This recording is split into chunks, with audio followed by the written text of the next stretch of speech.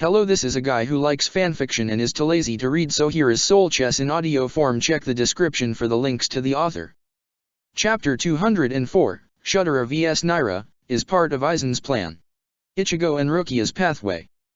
With Rukia on him via piggyback, Ichigo darted ahead at lightning speed. The young Soul Reaper, compared to his allies' actual age, was doing more dodging of Aizen's minions than tearing through them, knowing it best to conserve his energy. Rukia would take aim and shoot the stairs if they were being pursued. If the duo were to enter a large room, that would be the only time Rukia would get off Ichigo's back, and she would handle the fighting while Ichigo restored his Ryutsu. If Tatsuki had been the one chosen as Ichigo's backup instead, the dynamic would be off a little. Tatsuki had speed to match Ichigo's even while in Bankai. Also, Tatsuki would insist, when she would tag in, that she could handle herself if Ichigo stepped in, whilst Rukia would not complain, clearly understanding Ichigo's desire to reach Aizen as soon as possible and also knowing her own limitations quite well. It was this unspoken dynamic that made the two a great pair, which was a shame considering they hadn't done much of it since Talbumasuk's fall. On some staircases, conversation would ensue if Ichigo and Rukia were in no imminent danger, regardless of how minor.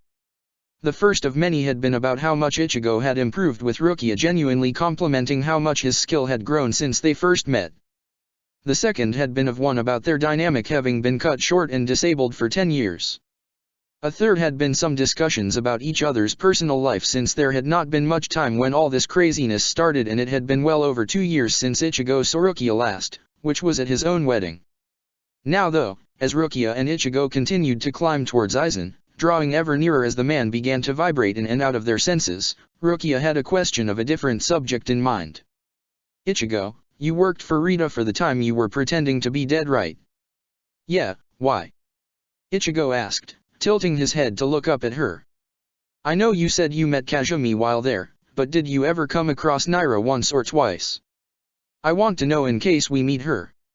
I've read Anohanasu Teiko's reports about Aizen's last attack, but..." Rukia trailed off to allow Ichigo to respond. The police chief looked dead ahead with a serious stare. "I haven't met her, but I've asked Rita about her before. Naira's a tragic story, to say the least, poor thing. She isn't supposed to be in hell. The problem is Rita had no choice but to put her there." "What? Why?" Rukia was appalled to hear this. "When you die and go to the Soul Society, if you had spiritual power prior to dying, it generally comes with you. Naira has not become stronger or weaker since entering hell. Rita was worried for the sake of the Rukonga civilians, since Naira would wind up in a lower district. At the time, even Yamamotoji-san would have been hard-pressed to beat her. This was a few years before Lelouch began the Phantoms, from what I could gather. Naira would have lost her inherent powers, sure, but her Ryutsu was just too fierce. Worse, she has no concept of morality. Did Lelouch tell you about Mao?" Rukia shook her head. "No, but we witnessed it when he broadcasted it." "What about him?" "Naira is similar in that her brain isn't an adult's brain, but she's a feral child. She was raised by wild wolves. She doesn't respond well to people, since they killed her family. The fact that Aizen even has a hold on her is something. And the fact that he has one on her at all tells me that Rita might have made the right decision." "Heh? What? That's a far cry from the old you. If we were having this conversation 20 years ago, you'd be bitching and moaning about how unfair it is that she has to suffer like this." "It is unfair, but I understand Rita's objective, and of course the Rukonga civilians matter too. I understand Rita's dilemma. There's no way to save the civilians and Naira. Did it take getting gunned down by Cornelia for you to realize that?" Ichigo's stare deepened into a slight scowl. "I think so, actually. When I found out what was going on behind the scenes with that and what my victory would have meant, I had a discussion with Rita about it. She told me that Japan wasn't meant to be saved. I was angry, of course. Being a cop helped reduce my naivete a little bit, but ultimately I think that defeat and what I learned from it have helped me grow as a person." "Yes, you're very mature," Rukia said with a smirk. "I'm sure Orium must find that to be quite enticing." "Oh haha, I get the joke," Ichigo said sarcastically, noting Rukia's snarky shot at his pride. "Why can't you grow up a little? Maybe then you and Kyan might already have a bun in the oven." Rukia bunked him over the back of the head with her hand. Ow. You earned that one, she said with a slightly snappy tone. Ichigo sighed with a small smirk. You never change, Rukia, but that's part of what I like about you. So then, before we get sidetracked, Rukia said, shifting gears back to the original topic, what are Naira's combat capabilities if Aizen sends her at us? Well, she's the number 4, Ichigo stated. You'd have to stay way back and avoid her like the plague. You don't stand a chance. I'd probably have to go visored just to keep up with her, and if she damaged me enough I'd need core form to win. She's a dangerous girl, Rukia. She may not be the most powerful Togabito, but she's the one that the rest of the top 10 are the most afraid of. Shudera and Rita's path. Shudera stood panting and bleeding, missing both of her natural arms, 2 of her spider legs and 1 artificial arm. She'd managed to close the wounds with Kaido, and Naira barely had any injuries, but the ones she did have were significant. Naira had lost 2 of her ethereal arms, noted by them now being visible and pinned to the walls by Shudera's webbing, ripped off from the roots. Naira was bleeding from her forehead and had a scrape along her right forearm and a gash along her back. Shudera was in obviously worse shape, but Naira had expended much more Ryotsu trying to catch her, and now the two were on equal footing of spiritual essence. Shudera attacked with 2 of her spider legs. Naira blocked with her ethereal arms and made to break them, snapping them off at the joints. However, this was exactly what Shudera counted and anticipated on. She loosed her webs at Naira's arms, now knowing where they were, and grappled them with her webs. She then loosed 2 more of her arms at Naira's forelimbs and then with force pulled Naira towards her. Shudera spun more webbing around Naira's ethereal hands as she made her way towards her, unable to stop the momentum of Shudera's stronger physical strength. Shudera then picked up her foot and planted the sole of it into Naira's face and sent the Togabito flying towards the other side of the room. With Shudera's webbing still holding fast to Naira's arms, all 4 were torn clean off. Shudera wasted no time pinning Naira's ethereal arms to the walls and burning her natural arms with Hado 54, Hyene. Naira saw her stumped arms and howled from the pain as the blood continued to pour out. Unlike Shudera, who had used Kaido to stop the bleeding and had her Zanpakuto to lessen the damage for her, as Zanjutsu had once done for Ichigo, Naira had no special defenses beyond her ethereal arms. She could not sustain such an injury. Without her arms she had no power, and with such a damning injury and all the blood pouring out there was nothing she could do except die from the loss of blood. Shudera exited Bankai and slumped against the wall, feeling tired. However, Aizen refused to let her rest as some of his minions began to flood the room. No rest, huh? Shudera thought aloud. She wobbled to her feet. The lack of natural arms would make combat difficult. Even her superior Ryotsu could only do so much in sheer numbers. Shudera looked down at Naira's torn-off natural limbs. Diving forward, using her artificial arms to destroy the minions in her way, she grabbed both arms and, using Kaido, fastened them to her own stumped limbs. Naira had turned her own arms to complete and utter giblets when she destroyed them, so Shudera would have to make do with what she had. She used one of her artificial limbs to grab her Zanpakuto and prepared to hold out against the oncoming horde with a scowl. I don't have the strength left to use Shikai or Bankai, and I don't know if Naira's blood type will be rejected by my own. Regardless, I must do what I can to stay alive. I am not someone who dies so easily. Rita and Yamamoto passed through her mind. They certainly wouldn't. Kirio and Marianne passed through her mind as well. And I suppose those 2 would never forgive me if I just rolled over and died. An explosion lit up the room as Shudera used her artificial limbs to fire Kido and blast apart several minions. Aizen, I hope you can hear me, because if you think you can take out a member of the Royal Guard, it certainly won't be that easy. Aizen's domain. However, Aizen was not paying the slightest attention to Shudera. His minions had been long since set there long ago. He had planned everything like a domino effect so that he could concentrate on his own efforts. Naira's death wasn't the least bit problematic for him. The girl had died believing that he cared for her when, in actuality, she was merely another pawn on the chessboard. She was like a dog fiercely protecting its master that only cared about the dog so long as it was loyal to him. Ichigo and Rukia arrived at the top of Aizen's castle in a big open room that would be enough to fit an entire religious congregation into 12 times over. Large, lit candlesticks were scattered all around the room with 3 candles in each stick, red in color. Aizen stood at the far end of the room with a staircase leading up to him and an altar at his back with a stained glass window on either side of the altar. The floor was all blue and the walls were painted with that false wood-looking coating. Several chandeliers hung from the ceiling. Ichigo and Rukia thought they had arrived first given Aizen was standing by the large pipe organ currently playing ominous music, but once they adjusted their eyes to the situation and got closer, as Aizen casually stepped down the stairs, they became aware of the truth. The place was already torn to shreds as though a huge battle had already taken place. Ichigo and Rukia ran forward with haste, but as they neared Rukia dropped to her knees. They weren't even halfway towards Aizen and she was already feeling the crushing effects of his Ryutsu. Ichigo shielded her for a moment and it was enough that Rukia could back away out of the man's influence. Ichigo used one motion of Shunpo where he found Stefan smashed into the ground at the bottom of the staircase, his feet on the bottom two stairs, head tilted to the side as he lay on his back, head on the floor. He was bleeding from his mouth and he was shirtless with lots of nasty lacerations covering his body. His eyes were open and empty. Ichigo bowed his head in regret that he wasn't fast enough to reach the Squad 2 captain.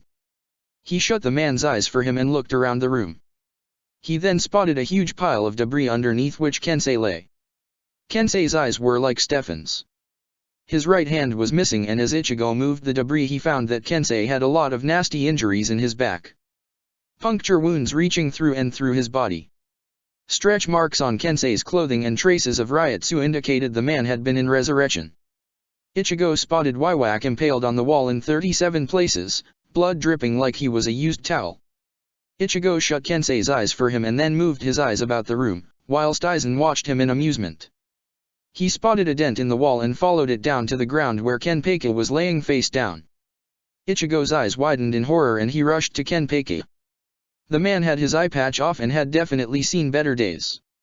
Fearing the worst, Ichigo put his fingers to Kenpeki's neck. There was a pulse. It was faint, but it was there. Kenpeki was in pretty terrible shape though and his Zanpakuto was in segmented pieces on the ground. Ah yes, quite a tenacious one, Zaraki Kenpeki. His thick Ryutsu made it harder for me to land a decisive blow and his thick armor and his level 5 Shikai kept him alive.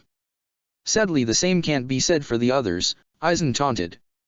Ignoring the god-modding troll, Ichigo hoisted Kenpeki onto his back and went by Rukia. Since you can't handle Aizen, heal Kenpeki. We've already lost one captain, Ichigo looked back towards Aizen, we are not going to lose another. You've certainly learned to control your anger, Aizen called from across the room, his voice echoing through the mostly empty halls. Ichigo simply stared in annoyance. You're definitely different from the Kurosaki Ichigo of yesteryear, but of course our last clash proved that. So what, are you going to fight me? No, Ichigo said throwing Tensou Zanjutsu a few feet in front of him and letting it sink into the ground. He then let his arms rest at his sides. I'm going to stick to the game plan and wait for the others. I won't fall for your taunts. I won't move farther than Tensou Zanjutsu until the others arrive. Then how about a little friendly chat before the main event? Aizen asked, stepping down so that he stepped onto Stefan's corpse. Ichigo didn't even flinch, knowing full well that that was on purpose. What could you possibly have to talk about? Did Ishine ever tell you about your mother, Ichigo? What are you talking about? Oh, I thought Lelouch and Ishine would have told you everything, Aizen stated. Ichigo, did you know that your mother, Ishida Masaka was a Quincy? Quincy? And did you just say Ishida? Why yes, first cousin to Ishida Ryukin in fact, Aizen told him. And quite the shot actually. Ichigo was starting to feel glad he'd thrown his sword in front of him as he listened. It was several years before Ishine was banished from being a Soul Reaper. You see, with Grand Fisher becoming such a nuisance, I developed a different hollow, one with more hominid build, a different kind of experiment than Grand Fisher, but this one I kept under wraps. I figured Lelouch, who at the time I did not realize was the same as Zero, was onto to me, so I kept this hollow under my careful watch. Only the captains knew about it when it was destroyed, by your father no less. However, your mother was attacked by it before your father managed to kill it. She was injured by it. Urahara took her under his watchful eye. This was when Ishida Ryukin and your father made contact with one another. After Ishine's banishment, I kept tabs on him and Urahara Kisuk, watching them, wondering what they might do next. Your parents met up again upon Ishine's banishment and they eloped. Your mother was still a Quincy and growing ever stronger. You lie. Ichigo shouted. If my mother was a Quincy, an adult one at that, there was no way she could have lost to a piece of shit like Grand Fisher. Quite right, Aizen said, if you couldn't pick up on that you wouldn't be the detective you are today now, would you? What are you saying? How is it that a hollow with power less than a captain could possibly lose to a Quincy with power equal to one? You see, Aizen said, stepping closer and stopping. When you saw that girl by the river, Grand Fisher was not the only spiritual being there at the time. There was another. Who? Ichigo asked in a hateful tone. Why, that should be obvious, Aizen stated with a smirk, me, myself, and I. Your mother's calls to you were to warn you of Grand Fisher. However, he was still too valuable to me, a scapegoat. I incapacitated him, but your mother spotted me. Under the influence of Kyoka Suijutsu, they believed I was still in Soul Society, in my office, and Lampuj Lelich was out for the day. I didn't want things getting back to zero, again having not yet known that Lelich and Zero were one and the same, and so, Aizen smiled, I think you know. Ichigo scowled in hatred. I see you've realized. Yes, Ichigo, Grand Fisher didn't do a thing. I killed your mother. Sensing his disturbance, Rukia cried out in alarm, Ichigo. With tremendous anger, Ichigo rushed forward, grabbed Tensou Zanjutsu and went to slice Aizen's fucking head off. He was stopped, but not by Aizen. Already in Bankai, Lelich was using his telekinesis to keep Ichigo from moving and Momo was weighing down the orange-haired Soul Reaper with her gravity power. Ichigo was stopped in his tracks. Lelich walked up to him and pushed his hand on his chest. I heard it all, remember the plan, Ichigo. If you attack Aizen now, Lelich looked around at the defeated men, you'll only end up like them. Lampuj Lelich. It's about time you arrived, Aizen spoke to him, how fitting it is that you would become my ultimate rival. You say that like you somehow know something. At the time I did not, but with the form I have now, and the knowledge I've been able to obtain with it, I've been able to piece together quite a lot of new information. Shall I indulge you? Lelich scowled and looked straight at Aizen. Go on. Answer a question of mine, Lampuj Lelich. Do you think that the time you used Hado 90 to defeat Aminos Grande was the first time I ever experimented with hollows? What are you insinuating? You were preoccupied with other matters at the time, so perhaps you don't know this, but your grandmother was attacked by a hollow and had spiritual power. Denise Zi Britannia, I remember the name well. How do you know who my grandmother was? After my defeat at your hands the second time, I was put in Circle 9. During the time you are there, sometimes information goes in and out of that place at the time of new arrivals. How else do you think Kokuto and Shuren knew of Kurosaki Ichigo's hollow powers that he used on Talbumasuk? And, what does my grandmother have to do with this? Lelich asked. Do you not remember your conversation with your uncle? Aizen bounced back with a question of his own. I've lived for a very long time, Lelich. Charles and I have had spiritual power since before my brother reached puberty, much like your older sister. Didn't you find his transformation into a hollow just a bit too convenient? What are you insinuating? Lelich scowled. Aizen traipsed back and forth. Your father believed that he often communicated with spirits of his dead ancestors. What Charles never knew was that your ancestors didn't do a thing. Aizen looked at Lelich. It was all me, he said with a smile. Lelich stared. I gave Charles the means to the Ragnarok connection, a backup plan beyond my own reach. I told him should there be time when we stop conversing that such would be a time when he should start making headway on his plan. Why else would he wait so long after becoming emperor? Who do you think had a hand in helping him ascend to the throne? Shut up now, Lelich growled. You'd like that, wouldn't you? Aizen stated. But it's all the same, really. The fact of the matter is that don't you think it's fitting, Lelich, that you and I would face each other? In a sense, I helped cultivate your father into the man that he is. Lelich was about to fly off the handle, but Momo put a reassuring hand on his shoulder. She had this look in her eye that she wanted to speak. Lelich stepped back. Aizen Sosuke, Momo said, speaking his full name, tell me exactly why is it you are doing all this? Is it just because Akari Mari broke your heart? What did Hashima Treva say to you that made you the way you are? I've heard stories that you used to be a nice person. Was all of it a lie, down to the last detail? I find it ironic that you would have any faith in me at all after the way I used you, Aizen chuckled, but to answer your question, at one time, I may have been a good person. I might have believed that the universe could simply fail to recognize my intentions. I would simply have to show them that I was the man I said I always was, but that Aizen is long since dead. Why? What happened to that young hero? I always heard the stories. What made you act like this? Tell me, Hinamari-kun, could you still live so carefree in the world we live in when countless people are suffering every day? If it is a sin to use any method to achieve your goals, would you not do it? You are all quick to call me villainous, but yet you all defend that man. That thing, the one who does nothing except make us all suffer for the points of his twisted little game. Do you think the Soul King creates a fair and just world? Blue fire exploded all around the area as the previous battlefield went up in flames along with Aizen's anger. Momo and Lelich were shoved back by Aizen's fierce riot suit, but that's when Talbumasuk and Kazumi showed up, shielding them. Aizen, that's enough. Your head games stop here, Talbumasuk declared fiercely. Talbumasuk, Aizen said his name with a hint of cheerful smugness. A new world order? That may have been true at one point, but look at yourself now, look at everything you have wrought. You attempted to turn the river and were swept away. The fact of the matter is you are met with power. You don't intend to create a just and fair world for anyone except yourself. You want it so that only the strong survive. What about the weak, the ones who struggle day by day just to get by? Don't they deserve a place in the world? If only the strong survive, then a new definition will be given to the meaning of the word strong. It's a world that exists only in your delusional little mind. You aren't interested in saving the world, Aizen.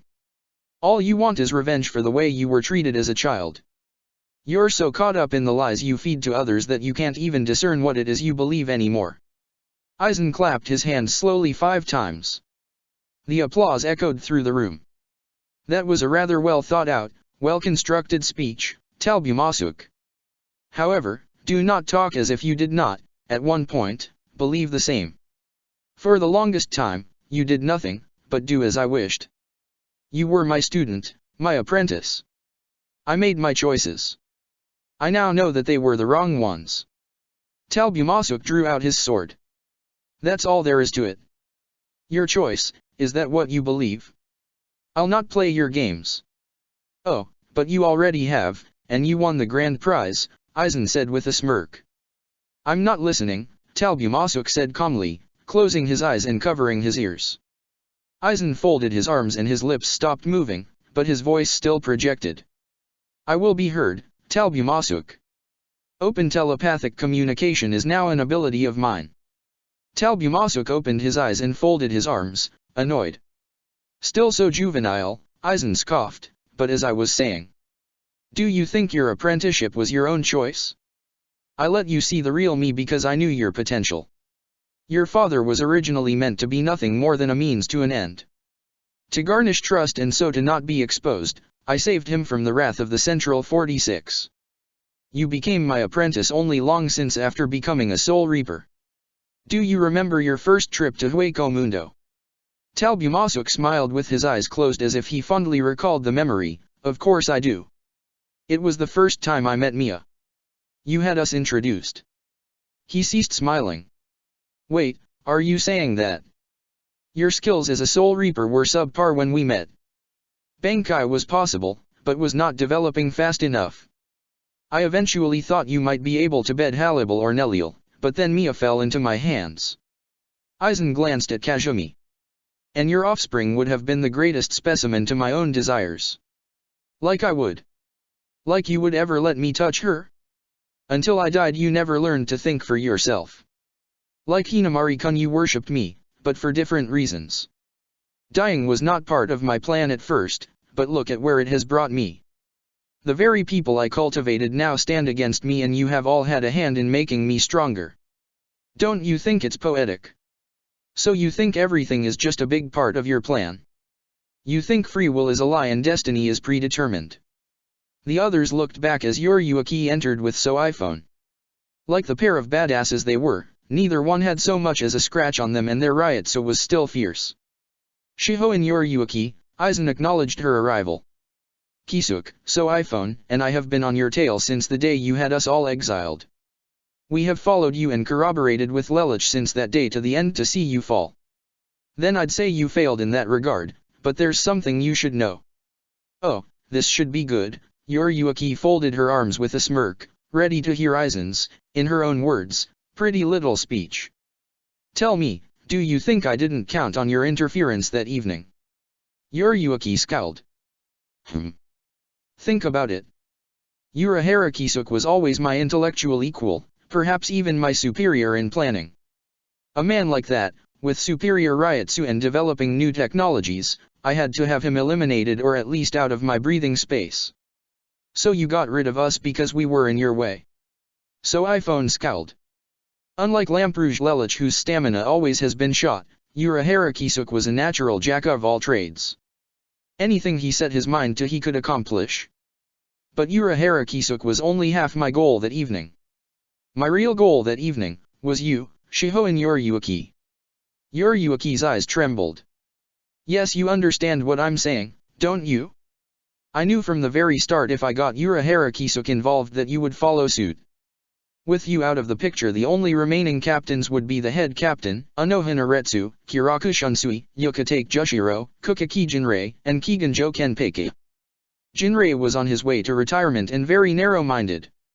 A man like him would not care about my business if it did not hamper the Kuchikis, and Kiganjo would be dealt with by the next Kenpeki. But I had a greater purpose in mind. The fall of the Shihoan family and the Shiba family was to follow suit, but of course that failed. You were a strong captain, Shiho and Yuruki. One could almost consider you on the same level as a member of the Royal Guard. Had I not forced you into hiding, core form would be yours by now. Oh yeah, well you didn't count on me. iPhone exclaimed proudly, jabbing a thumb at herself.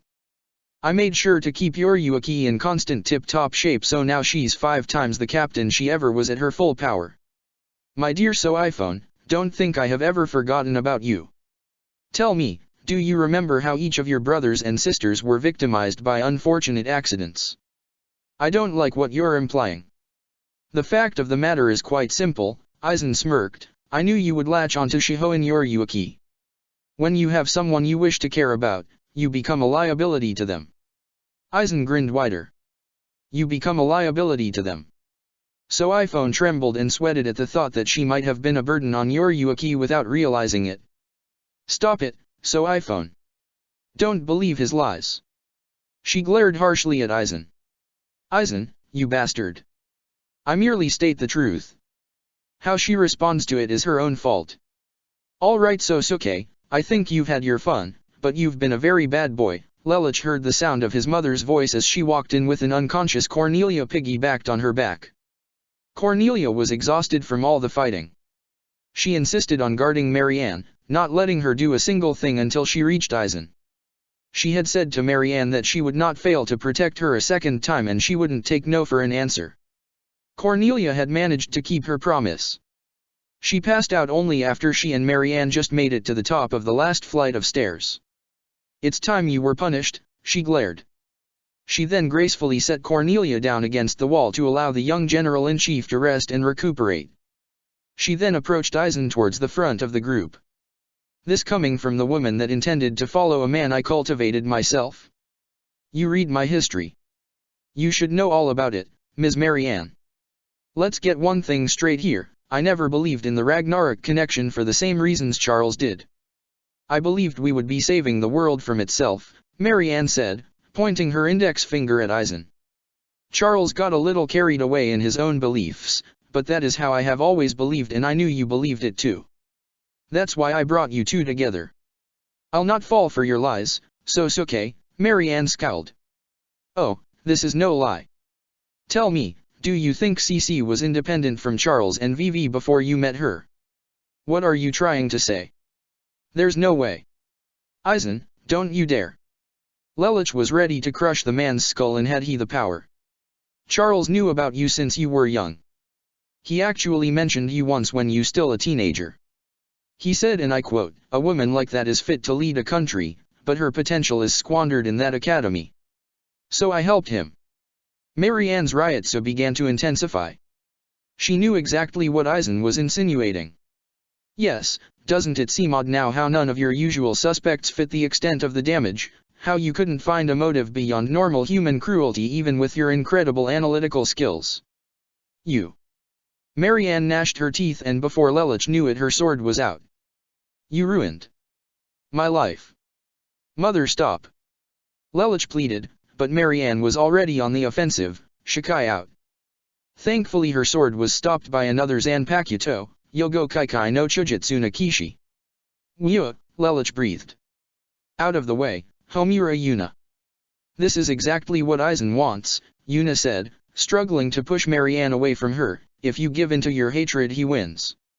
He's provoking you on purpose so that you'll end up like the others that have already fallen to his blade. Marianne didn't seem to be listening in her frenzy, so Yuna shouted as loud as she could. Try to remember what's important to you. Do you want to leave your son a second time? That got through to her, and Marianne let her blade lower and go slack. She sealed her blade. Yuna, thank you. Yes, thank you, Yuna, for keeping a woman from her vengeance. Oh, vengeance will be swift and your head will roll soon enough, Yuna said, turning her body and putting her Zanpakuto on her shoulder as she swung her hip out. How ironic that the one who has the most reason to hate me would be the one who has the most restraint.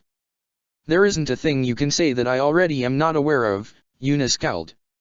You were in cahoots with Hashima and you both had Mari killed. I know this song and dance. Yuna put her blade firmly into the ground. My stance is firm. Oh, but do you know just how much we took away? Eisen, Mari was a soul reaper before you were. I know what you're going to say, and that's impossible. Oh, but what if it was Hashima who planned it and then I dropped the idea that it would be cruel to have you taken away, the very woman who saved your life taken away by the very people who allowed you to meet? You cannot budge me, Yuna told him. Mari liked you. She may not have thought of you the way you thought about her, but she thought highly of you. Is this how you choose to repay the only woman you ever loved? If she truly thought so highly of me, she would have made me her vice-captain. Petty revenge, you would stoop so low? Yuna argued.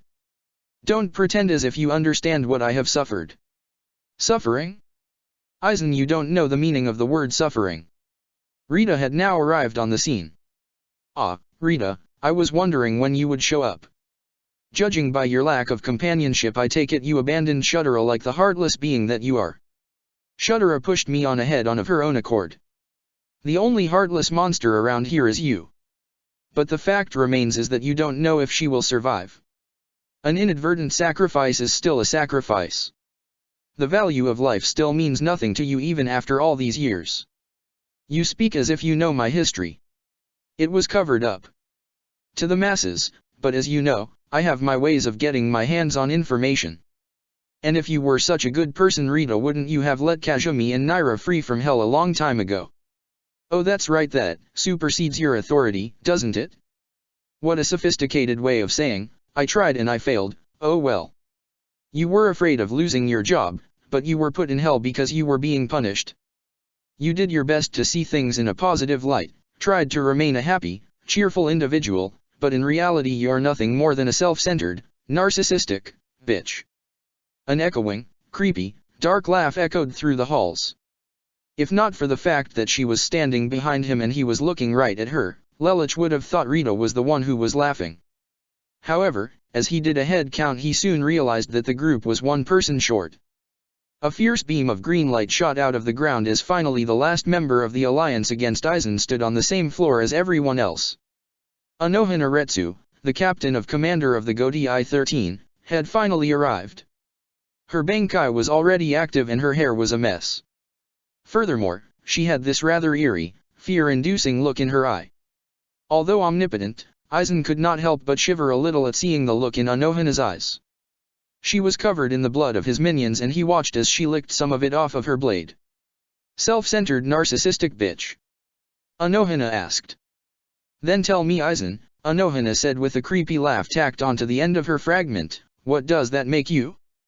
You fight for your own greed and you intend to say that everything we've done led you to this moment. Anohana cackled again. It was unsettling even to her allies. It makes me want to laugh. Allow me to turn what you said to Rita right back at you. All your speeches, everything you say, you can twist the truth any way you want, but the fact of the matter is Aizen is that you're just a whiny brat. And it's high time someone put you in your place. Your face might not be the most expressive right now, but I have always been able to read fear in others like a book. Thinking you could overwhelm me is just so funny. Tell me, just how do you plan me, Aizen? The woman who could have been declared the first Kenpeki if not for the chauvinistic world she lived in, the woman who has always been Soul Society's most tenacious combatant surpassing that of even Yamamoto Shigekuni himself. Go ahead and tell me. I'm oh so curious. I don't believe it, Lelouch stared.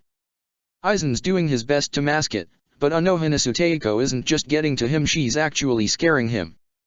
Retsu, Rita spoke her name calmly. Anohana threw her hair back and cackled again. She pulled her uniform aside to reveal a scar upon the size of a pear between her neck and breasts. This scar that I bear is a mark of my loyalty to the Godai, inflicted by Yamamoto Shigekuni himself with only his sealed blade. His second scar was dealt to him by Sasuke Kojiro. Who do you think was the one who created his first scar? Aizen, you know that I saw past your fake corpse to a degree, was that a part of your grand plan? Aizen said nothing, but Anohana, Lelouch, and Rita all noticed his left foot shift backwards. Yes, go ahead, say all you want, how you expected all of this, how you want us to fight you. Tell me to my face as I stand before you like this, ecstatic as I stand soaked in the blood of your hellspawn abominations that you want to face me. Aizen's voice was stuck in his throat. What's the matter? Anohana said, her voice going shrill and crazed, if you're so secure in your godhood then a beast like me should not bring you any fear at all, but here you are trembling before me because I am someone who you never knew the truth about. You were always wary of me, Aizen, and you always had reason to be. Now, Anohana said as she held up her blade, let me show you a power that I've never actually been able to use. A power that I can only use when I am soaked to the bone in the blood of my enemies after my Bankai has already been in use. Dark crimson mixed with mint green as Anohana's Ryotsu went haywire and all the blood converged upon her blade. When the head is severed the body is formed, but when blood is devoured the demon is born. Anohana vanished into a cocoon of blood that then twisted around and sent blood splattering in a multitude of directions until the crimson blood turned to a cocoon of acid. Anohana re-emerged from the cocoon, cutting her way through with a blade serrated on both sides. However, as the cocoon fell around her, spilling acid everywhere and eating through the floor, it was noticeable that Anohana was holding two blades and they were made of bone. Also her skin was now a dark purple color and she large plates of armor colored a very pale purple all along her arms and across her shoulders, covering her breasts easily with one plate apiece and forming a bra with the way they were arranged around her breast area. The plates also formed a fold. Anohana's fingers were clawed and her legs were thin with one claw sticking out the back of her foot. She had two, sharply edged, curved wings sticking smoothly out of her back. Following that, her eyes were yellower than Yorichi's. Even creepier was that she had three of them. All she was missing was a tail. She crossed her arms in an X pattern over her body and tilted her wrists so that her blades ran parallel with the ground. Her Ryotsu was fierce. The blood of her enemies had truly awakened a slumbering demon. It was lucky she was on the side of the Godai. Even Kazumi's level 108 restriction bypass would pale in comparison to Anohana's Ryotsu right now. Aizen may have had fiercer Ryotsu, but Anohana was confident that, together she and the others could defeat him. However, the strange thing was the way Kazumi was staring at her with a sense of nostalgia. A good parent will always be able to identify their offspring no matter how much they've changed. Anohana, Retsu, Kazumi said it so low that no one heard her, and then out of blue she whipped out her claws and slammed one into the ground. Bankai. Kazumi emerged in her blackened form. Monokama, Zenmanteka no Shion. The others were surprised to see Kazumi suddenly gone to be primed for battle. Anohana Retsu is right. Aizen needs to die, and now that we're all here, Kazumi's claws appeared on the backs of her wrist, it's high time we kicked his ass. Agreed, Marianne nodded as one by one the combatants that were intended to fight Aizen released their bankais if they did not already have them out. Mia, Rukia, and Momo stood back knowing this fight was way outside their capacity to fight. Momo put up a Keto barrier to protect them from the fight as the 9 remaining warriors prepared to fight Aizen with everything they had the power to muster. Aizen levitated into the air with his arms folded and floated back towards his altar. Very well, no more words, for now. Come into the flames. He beckoned them forward and then wafted his arms forward as the battlefield burned bright blue with his hot flames. And die for my ideals. Try and make us. Lelouch shot back. You stand before Zero, the man who works miracles and those who cast his lot in with him. You stand not a chance. War determines not who is right, but who is left. Aizen returned.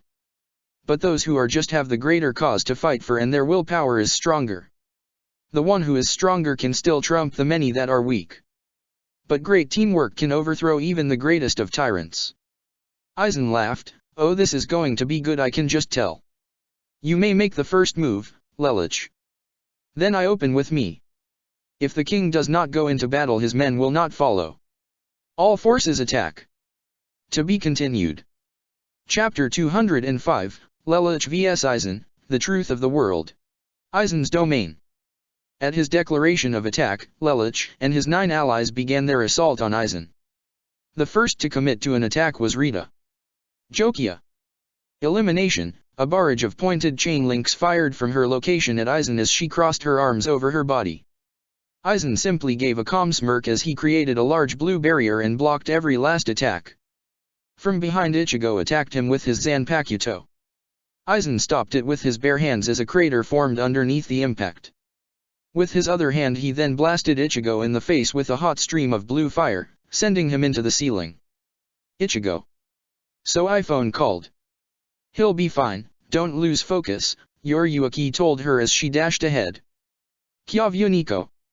Gale Cat, running straight through Aizen's blasts, Yoriyuki ran towards him and attempted to attack him with her claws only for Aizen to disappear from sight. However, his dodge brought him right into striking distance with Anohana who swung both of her swords overhead and managed to wound Aizen narrowly. However, as he slapped her with the back of his hand the wounds regenerated. Damn it, he has high-speed regeneration. We're going to need something really powerful to even have a chance of dealing some damage. Talbumasuk. Already on it, Talbumasuk said, rushing forward with both his swords out. Aizen blocked with merely his index finger as Talbumasuk came swinging in wildly to try and cut him. We've already been here before Talbumasuk, Aizen told him. You can't. He then noticed Talbumasuk's eyes were not focused on him. What are you looking at? A flash of red light formed off of Talbumasuk's Zanpakuto as it encompassed only the immediate area, freezing Aizen in place. Ichigo, do it now. Ichigo's Zero de Luna came blasting in from above upon Aizen. It was a direct hit. Anohana followed up with a Kuro Hitsuji and Rita used a stream of anti-hellfire. However, Aizen came out of the attack like it was nothing and the area around him burned blue with his Ryuryoku. I find it amusing that any of you could hope to defeat me the way I am. Your attacks are worthless. Aizen sent out a blazing wave of fire only to watch as all the fire he just let loose was beginning to converge on a single point. Aizen focused his eyes where they were going only for the convergence point to change on a dime. What? Lelouch noticed Aizen's surprise. Aizen might have power, but his reflexes aren't up to speed with them. This might work. Kazumi then appeared right behind Aizen and unleashed all of what she had just absorbed right into his right side, sending him flying into one of the candlesticks. Aizen collapsed against the ground with a massive injury. He was dripping blue lava and his right arm had been blasted clean off. Nice one, Kazumi. Lelouch exclaimed. Indeed, Rita stated, now take this, Kujio. Aizen began to be wrapped in a multitude of Rita's Togabito chains as he began to be bound tighter and tighter as Rita intended to crush him under the weight of her power. I don't think so, Aizen commented as his Ryutsu began to surge and he broke out of Rita's chains. What? Aizen floated triumphantly into the air above his opponents. His injury from before was now healed and he had his arms folded. I have surpassed your authority, Rita. You cannot touch me now. Aizen held up one hand as a ball of dark black energy began to form. He then threw it at the ground as it separated into 10 different blasts of lightning. With her quick, dexterous speed, Kazumi absorbed every last shot. Kazumi! Yuna called. Kazumi looked at Yuna. Here, take some of my power. She fired off a Teiga Tensho which Kazumi gladly sucked up, and then she fired the attack back at Aizen with extreme prejudice. Aizen countered with a blazing blast of blue fire only for Ichigo to appear right behind him again, this time with his visored mask attached to his face. Getsuga was already charged in his blade. Getsuga Tensho. Aizen was engulfed in the attack as Ichigo disappeared before he could retaliate. All of the Getsuga that missed was immediately absorbed by Kazumi, who then absorbed Aizen's attack as she called back the energy she had just absorbed. Awesome, I'm 80% charged. If I have just a little more, maybe we can do some serious damage. Kazumi looked about her combatants to choose someone who could charge her up. She settled upon one. Lelouch. Fire at me. Lelouch nodded and spammed fireballs at Kazumi for her to absorb until she dodged one, and then he stopped firing. Good, now all we need is for Aizen to be distracted. I'll hit him point blank. As Aizen came off of Ichigo's Getsuga Tensho, he then went darting towards Yuna to take her down with one attack, but Anohana got in his way and then began slashing at him with wild precision. Aizen manifested 2 swords of his own so that he could properly counter her. However, Anohana seemed to know how he would block and kept cutting him with minor scrapes and scratches as she pushed him back across the battlefield. Marianne was waiting behind him, and as Anohana pushed Aizen towards her, the Royal Guard member created a large great sword twice her size, and as Anohana leapt out of the way of Aizen's flimsy counter-attack, Marianne swung with all her might, putting a heavy dose of energy into her swing. With the sword's special properties amplifying her attack, she managed to swing and cut into Aizen's waist. She then held the sword with one hand and created a small dagger with the other, which she then slammed into Aizen's back. She managed to penetrate and then transformed the small dagger into a silver justing lance which pierced Aizen through and through his chest. Aizen crossed an arm behind him to fire a blast of dark energy at Marianne, but she dodged with Shunpo. As Aizen proceeded to remove the annoying weapons out of his body, that was when Kazumi made her move as Lelouch then used Seishin no Kaimusho, forcing Aizen to be crushed by his own spiritual power, holding the man in place. Kazumi then unleashed all of her energy that she absorbed and blasted Aizen at point blank, engulfing him in riot so nearly 3 times Kazumi's own. Alright, there's no way he's coming back from that. Rukia cheered. However, Aizen's Ryotsu then began to flood the entire battlefield. You just had to jinx it, Mia commented. Aizen emerged from Kazumi's attack. She had blasted him pretty nastily, leaving naught but his flaming head. And then, within seconds, Aizen completely reformed his body. Damn, just how strong and tenacious is he now? Lelouch wondered. Aizen punched Kazumi in the face and caused her to recoil, though some of the damage was absorbed by Kazumi's Bankai for later charging her up to 2%. Aizen teleported to his altar and then began to clap slowly to his adversaries. That was quite entertaining. I'll admit, I didn't think you all could actually take me on. I'm impressed. Going to bargain your way to victory? Talbumasuk asked. I hardly call what I'm about to say bargaining. I merely posed a question, Aizen said, holding up his hand. Tell me, though I've done much to make you despise me, you call what I am doing revenge? Is that not what you are doing right now?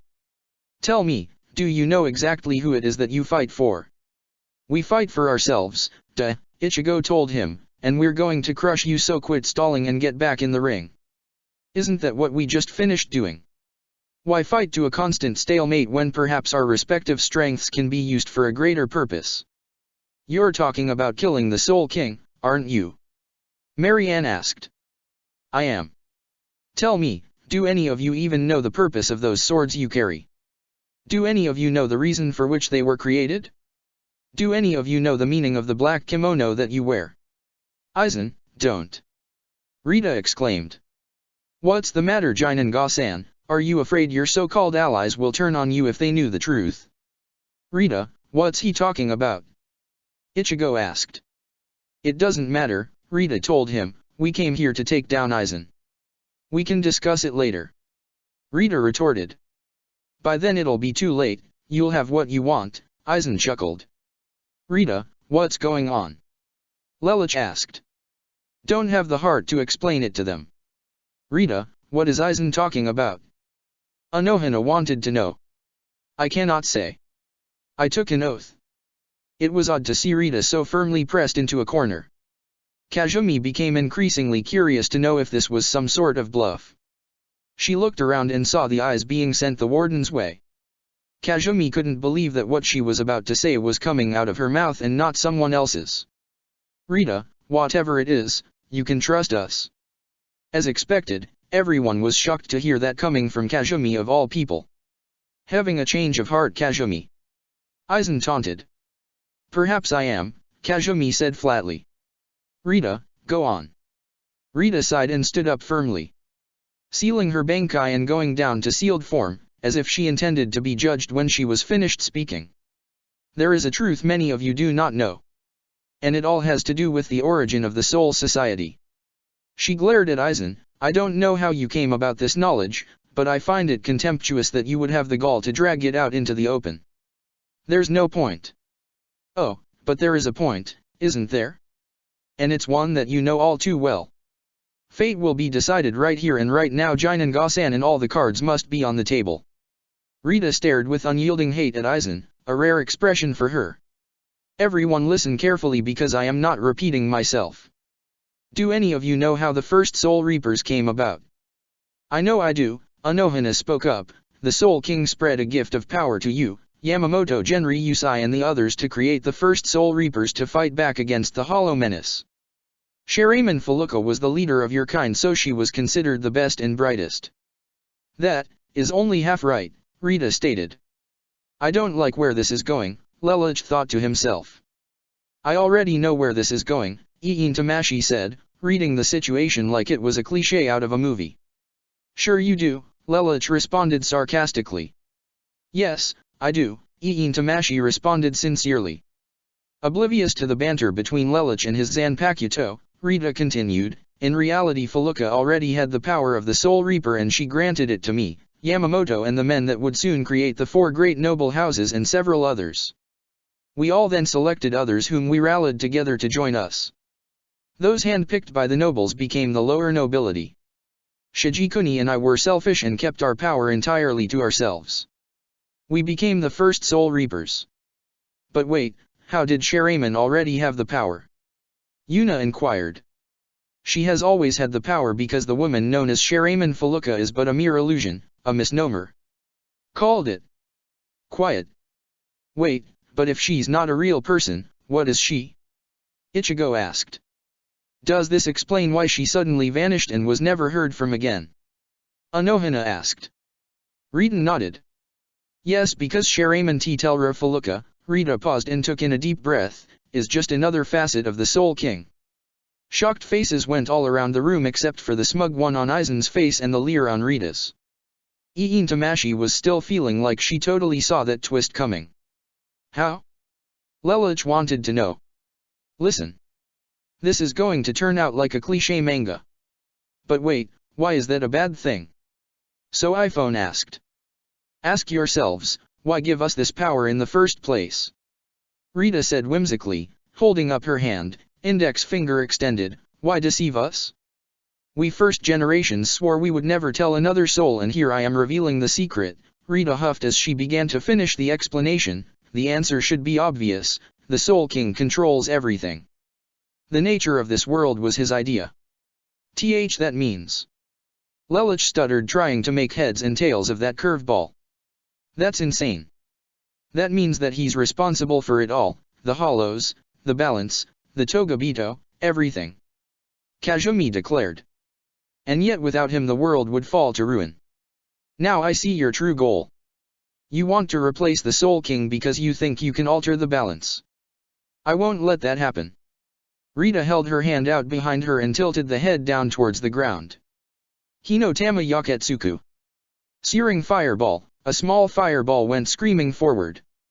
The blast impacted against Aizen and fanned out in a 15-meter diameter as small wisps of anti-hellfire went everywhere, and Aizen remained undamaged. Do you see what she is fighting for? Aizen asked the others.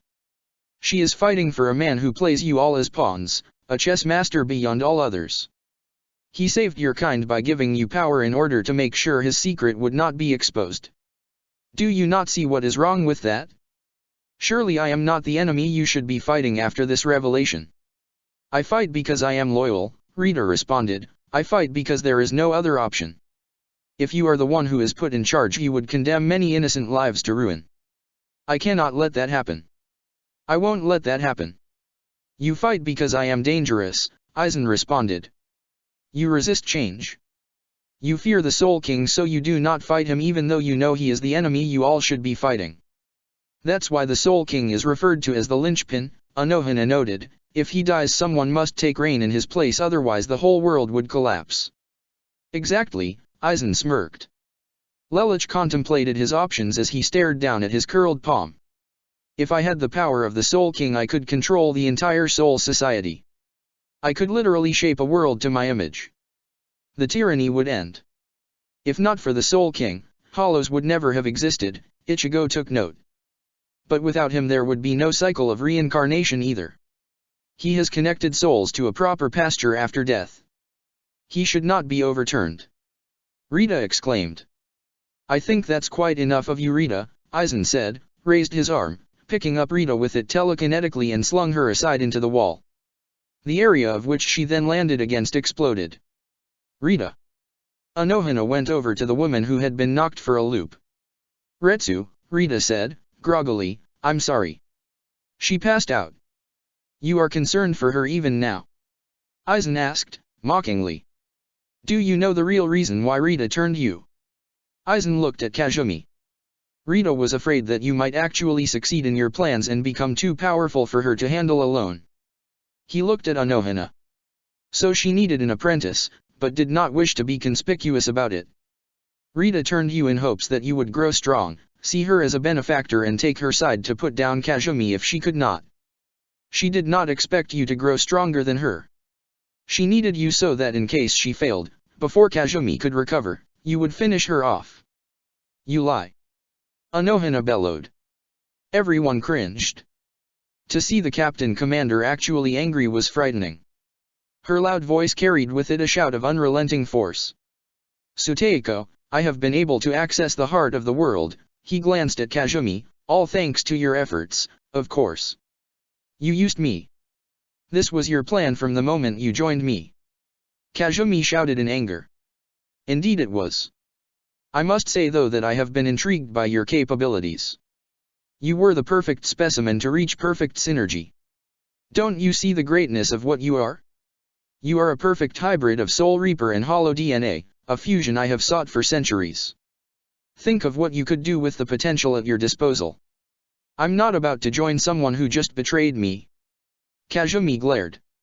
You joined because I took what was yours and your father forced you away and made a deal with Rita. I can give you what you want and more if I could become king of the Soul Society. Aizen extended an arm down to the Togabito. So could anyone, it doesn't have to be you. Everyone looked at Lelouch as he stepped forward, still clad in Bankai, but helmet removed. Anyone who took the Soul King's seat could shape the world as they saw fit. I say to hell with you. I will take command of this world. Lelouch declared. He then outstretched his arm towards Aizen, palm held perpendicular with the ground, fingers outspread, Seishin no Kaimusho. With his Bankai's special ability, Lelouch brought Aizen to his knees and cackled. Have you forgotten, Aizen? I may have lost my geese, but I have the ability to turn anyone's own power against them. If anyone will defeat the Soul King and take him, it will be me. Lelouch, you can't do that. Yuna exclaimed. That's treason. Is it treason? Lelouch chuckled as he lowered his arms, smirking fiendishly. This entire world is centered on the Soul King, a man who has played us all for fools, and a man that I foolishly saved without knowing it. It's like my father said, Lelouch raised his arms to the ceiling, this world is filled with lies. Listen to yourself, would you? Yuna said bitterly. I am and I still believe in the future. Lelouch turned to face his former allies as he stood between them and the currently writhing Aizen. I will build a better tomorrow. The Soul King's throne will be mine. I trusted you. I've always trusted you. Ichigo shouted. Then trust me now, Lelich said, extending his arm forward in alliance. As much as I hate Aizen, and I still intend to kill him, someone else must sit on the throne of the Soul King. Enough. A powerful pulse of energy wafted out through the middle of the room. It slammed into each and every soul and knocked everyone around. There was a bright burst of energy and a figure stood in the center of the room. Lelich and his allies quickly got to their feet and Lelich smirked when he realized what had happened. So you appear, Lelich stared at the individual. The figure wore a shining white tattered mantle that hid their face. The individual's right arm had a miniature wrist-mounted crossbow along a pure white, metallic gauntlet with sharp claws for fingers. A crest in the shape of the geese made up the limbs of the weapon. On the left arm the individual wore black bandages wrapped around their right arm along with several tight belts with brass buckles on their arm. This arm also had claw-like fingers. Sprouting from the individual's left dorsal there was a black feathery wing. From the right side there sprouted a white demonic wing. The individual's left hand glowed with blue energy. The individual was wearing a golden chest plate with a blood-red diamond-shaped gem in the center. It had octagonal facets and there were many of them.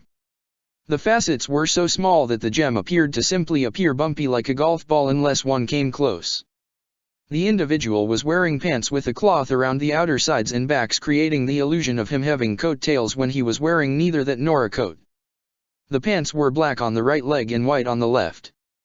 The individual was wearing a white sock on his right foot and a black on his left and wore straw sandals. Sticking to the individual's back was a scythe with its handle as black as midnight, its sickle snowy white, but the blade of the sickle was very sharp and made from a dark red ore that gave it the same gleam as the gem in the individual's chest plate. You! Aizen shouted as he got to his feet. The individual turned its hooded head, obscured by the shadows keeping its face from being seen, towards the Togabito, but said nothing and looked back towards Lelich. You're the Soul King? Lelich gaped. I am.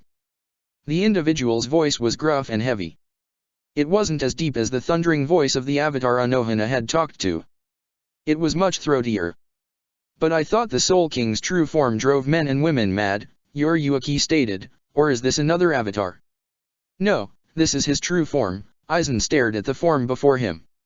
It is his face that has that property so it is currently obscured. Yes, the Soul King turned his head, you would know that, wouldn't you? He lifted his left hand, picked up Aizen by the neck and then a pulse of energy emitted from his left hand and Aizen was flung from his altar into the wall to the Soul King's left and face planted onto the ground as he smashed into the wall. Such power! Lelich exclaimed. Why are you here? Marianne trembled. It is as Lelich says. His Seishin no Kaimusho has the power to turn anyone's power against them.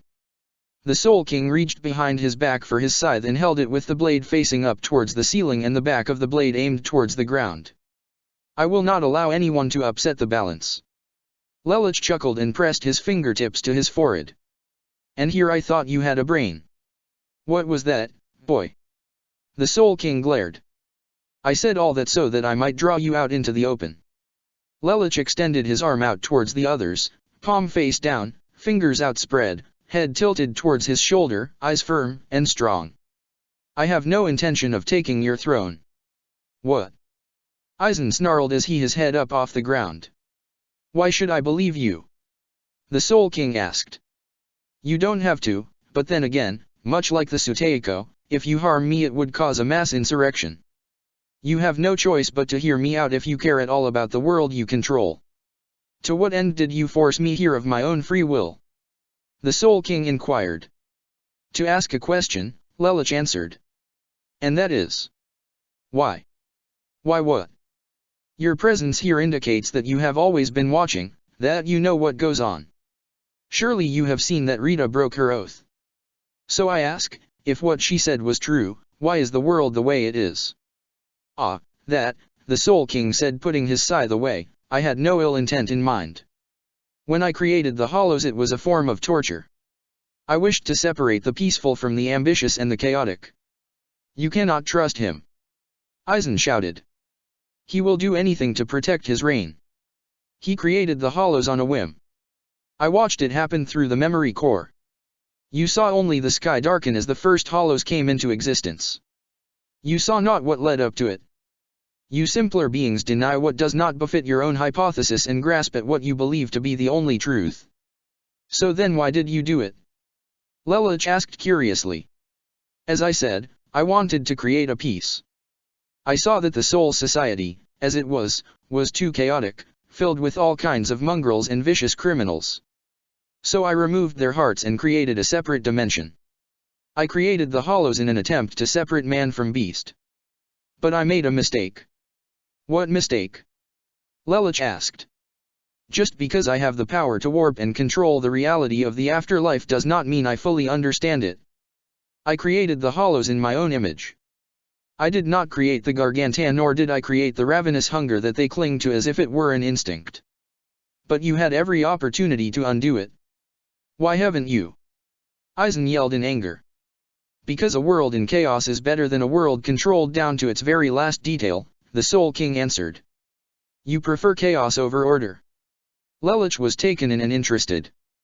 Yes, the Soul King answered bluntly. There you see. Eisen shouted, rising to his feet. He is not to be revered, but to be feared. He would doom us to this desolate world and make us fight for our lives. And you would control who has a right to live in the world, the Soul King said contemptuously to Eisen before looking back at Lelich. Yes, Lamperouge Lelich, I prefer chaos over order, but with good reason. I prefer it because only within chaos and disorder do people have the few things they would be reluctant to let go of. What's that? Free will, hope, and desire. I would sooner see my world destroyed than see it fall to a tranquil world of suppressed freedom. That is the true world of which I command. Okay, now this I did not see coming. The Soul King looked about the war-torn landscape and at Eisen. You cannot even begin to understand the power of which I command, the curse of which I am besotted with. What curse? The world is your oyster and you let us fend for ourselves. Eisen shouted, rising to his feet. And look around at what the world has done for itself. Your apprentice Talbumasuk even sought to bring intelligence to beings I had condemned to a bestial nature, letting them choose for themselves their own destiny. Lamperouge Lelich has improved the living conditions of the poor and even was able to convince me that my implementation of the Central 46 was obsolete. Kazumi is even living proof of a first step towards the peaceful interaction between hollows and wholes I have long since believed could be attained. If I did everything, how are my creations to evolve and learn on their own? Or is that something you yourself cannot grasp? I won't be fooled. You control this world. You let it rot. Eisen continued to yell. I pity you, Eisen. What? Your narrow-mindedness keeps you from seeing reality from all angles. You have blinded yourself to naught but vengeance and your own ambition. Lelich had learned from his past that you need to trust others to reach greater goals. Talbumasuk has learned that having someone worth fighting for is greater than having a goal worth fighting for. Even Rita has learned the value of lives as she has been Hell's warden for millennia. Marianne Six Britannia, who once took up her sword against me, now serves me loyally. Eisen, you are the only one here who refuses to change who they are and refuses to learn from their mistakes. In frenzied anger, Eisen attacked the Soul King with an energy blast. It disintegrated as it neared. Are you trying to provoke me, Eisen Sosuke? I finally get the opportunity to meet you face to face. I will take the advantage I have. The Soul King snorted. You would desire to fight me, Eisen. I will not simply watch you walk away and deny what I am or my ambition. I admire your persistence and your conviction then, but that is all I admire. The rest of who you are disgusts me. The Soul King glanced towards Rita and in the next instant was over by her and Anohana. You were right about her, after all. Anohana looked at the Soul King with confusion. When it came right down to it, Jinangarita fought for me. She showed proof of the loyalty she has for me. She has always been loyal to you, your majesty, as have I, Anohana said to him. Yes, I see that now. The Soul King stretched out his palm towards Rita and began to bathe her in a blue glow. Stop ignoring me! Eisen shouted. Silence! The Soul King blasted Eisen with a dark blue blast of pure spirit energy with his right hand, smashing Eisen into the wall and causing him to collapse on the ground again, and then went back to Rita. She awoke and was brought to her feet by the Soul King's telekinesis. Why, your majesty! Rita gaped. I am sorry Rita, I was wrong about you. You have shown me that you have always been loyal to me. You are worthy of the great power you possess. Will you fight for me once more? Will you use that power and control it to the best of your abilities to protect the world you love? Just once. Rita asked with stifling laughter. The Soul King chuckled.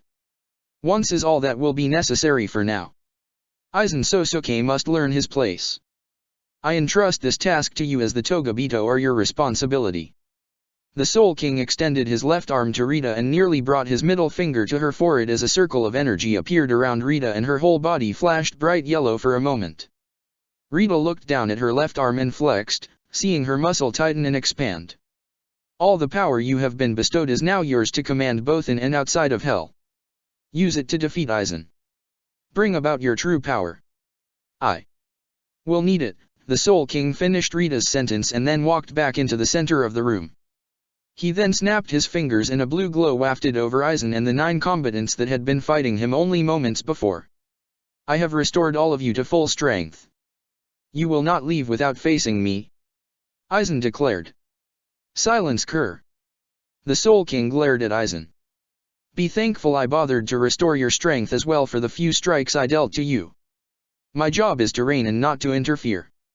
He looked at Lelouch. If the king does not enter the battle his men will not follow. Lelouch gasped and blinked, his mouth hanging open slightly. I have given you the power to fight. I have entered the battlefield and now I am leaving it to you with my trust. The Soul King turned his back on Aizen and addressed his subjects. If your power proves insufficient I will return. You honor us with your faith, Lelouch responded with a bow.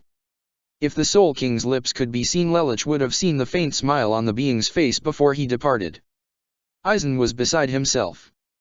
He wanted to fight the Soul King, not have a rematch of the enemies he had already clashed with.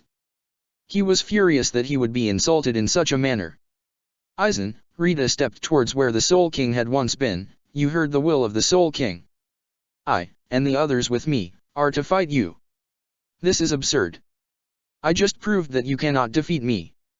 You will not do so again, Rita stated, my full power has been restored. And, a gate of hell appeared as the hand of a Kusanada seeped through it. Preposterous. The Kusanada cannot leave hell. That's impossible. Are you paying attention, Aizen? Rita has been bound to the powers of hell, Lelouch spoke to him, before they were powers that were borrowed from the Soul King, lent to her because of her gift of anti-hellfire, but now they are hers to use. In other words, I have been deputized. Bankai. Jigo Kunwoi Okubo no Dehia. Rita's Bankai form was attained. The gate of hell disappeared. I may have all of my power yet again, but I only need one power in order to be able to defeat you. Rita held up her hand and grabbed her bracelet cuff. Releasing limits, Rita twisted the enclosed cuff on her wrist, activating full power. The cuff came off and dropped to the ground, showing absolutely no mercy. Rita did the same with the other cuff. Suddenly Rita's Ryotsu skyrocketed as an aura of energy surrounded her as she tucked her wrists down at her hips. Prepare yourself Aizen, Rita said as she powered up. I've only used this power once before, but with the powers of hell backing me up, I can easily control it. Get ready. A golden light and a layer of similarly colored dust swirled around her and enveloped her like a caterpillar entering a cocoon. Seishin no Kaimusho. Lelouch targeted Aizen immediately to keep him from interfering with Rita's transformation. Aizen fought back against it, of course, but with a reinforcing hand Ichigo helped give Lelouch a boost to replenish the stamina he was losing while also drawing energy from around him to replenish the energy he was giving. The golden light began to fade away and began to unravel like a cat undoing a ball of yarn. First Rita's head emerged from the golden cocoon and she was shown to be wearing golden skull earrings. Around her neck Rita wore a golden collar with a skull in the center of it. Instead of her orange leotard, Rita was wearing a breast guard that didn't come down completely over her average-sized chest. It didn't cover her shoulders and she also had another piece of armor wrapped around her upper thighs and waist. Both were golden in color and were decorated with gilded humanoid skulls. Rita was wearing ankle-high boots matching her armor. It was identical in color and design. Rita's hair and tail fur turned bright yellow and several white stripes ran through the top of her tail and a few platinum highlights appeared in her hair. A circlet manifested itself around her forehead and back of her head. Rita opened her palms and clenched them as golden, leather fingerless gloves appeared on her hands. Rita held her hands up into the air, but not all the way into the air that they were above her head. Bright light shined in her open palms as two weapons appeared in Rita's hands, gold-plated tonfas with a skull connecting the intersecting portions. Rita crossed her arms over her body as she gripped the weapons and then took her stance as she had taken when she fought Yamamoto all those years ago.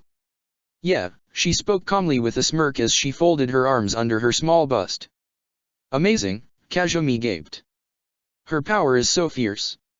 Even at restriction bypass level 1 I can't even compare to the level of power Rita has at her disposal right now. It's on a completely different scale. This is Rita's true power," Anohana marveled at the first-generation Soul Reaper.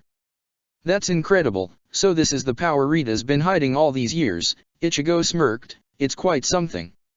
What those around Rita did not know was that much like Ichigo and Yoriyuki, because Rita had not used this form for so long, she had trained herself to reach new levels without it in her natural Bankai. She had come close to her core form's power in the passing of some many millennia, but she never actually made it. And, because core forms augmented a Soul Reaper's power the same way a Bankai augmented the user of Isekai, Rita was now more powerful than she had ever been. Aizen tried not to show it, but his body still trembled. "You can feel it, can't you, Aizen?" Rita asked as she extended her arm forward again. "This is why I was feared. This is the form that brought about the great catastrophe, injured many of my kind, all to prove a point, that true power knows no limits and that hard work and dedication to training can bring about power like you've never seen before. Cheating and stealing can bring you close, but hard work, if you work diligently and vigorously enough, can surpass anyone taking the easy route. My true power is mine once again and I will use it to put you in your place." "I'll use mine too," Ichigo said and entered his own core form state. "I as well," Lelouch said, activating his core form. Aizen laughed. "Very well, all the cards are out on the table. We are all using our true power. So there is no reason for me to hold back either." Aizen's size doubled and the ceiling and room expanded twice over. "Come," he beckoned with his finger as his voice echoed even deeper, "all of you show me that you have what it takes to defeat me. Because I will tell you right now that your core form will not be enough, Rita." "We'll see about that," Rita commented calmly. "Lelouch, orders." "Just one," Lelouch said, extending his arm forward. "Everyone, one more time. This time there's nothing between us and Aizen. The final battle is at hand.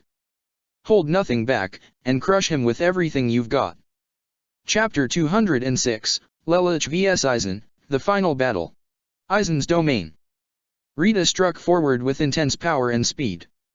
Aizen dodged only for Rita's tonfa to impact against the wall behind him and shatter it completely, allowing a view of the outside world to be seen as the moon shone in. Aizen marveled at the wanton destruction Rita was now capable of. "Getsuga Tensho." Aizen dodged out of the way of Ichigo's attack, which nearly hit Rita, but she was gone before it got anywhere near her. As Aizen was nearing the ceiling to exit through the roof, Rita followed up and attacked and her tonfa impacted against his shoulder. Rita then belted Aizen in the face with her other fist and smashed the left half of his face in. It regenerated and Aizen slashed at Rita, but his blade failed to penetrate her armor and Rita slammed several chains into his body and sent him slamming into the ground. Aizen got up off the ground just as Yoriyuki and Soifone made a rush assault against him. Although he suffered no damage, the impact from the fists of the two women were pushing him back a little and were coming in too fast for him to retaliate. However, as Aizen gained his bearings, he let loose a wave of dark energy and sent Soifone and Yoriyuki flying towards the other side of the room where they impacted on Momo's barrier. Ichigo came at Aizen from behind, but the man turned and blasted Ichigo with a dark blast of energy and sent Ichigo up into the ceiling again.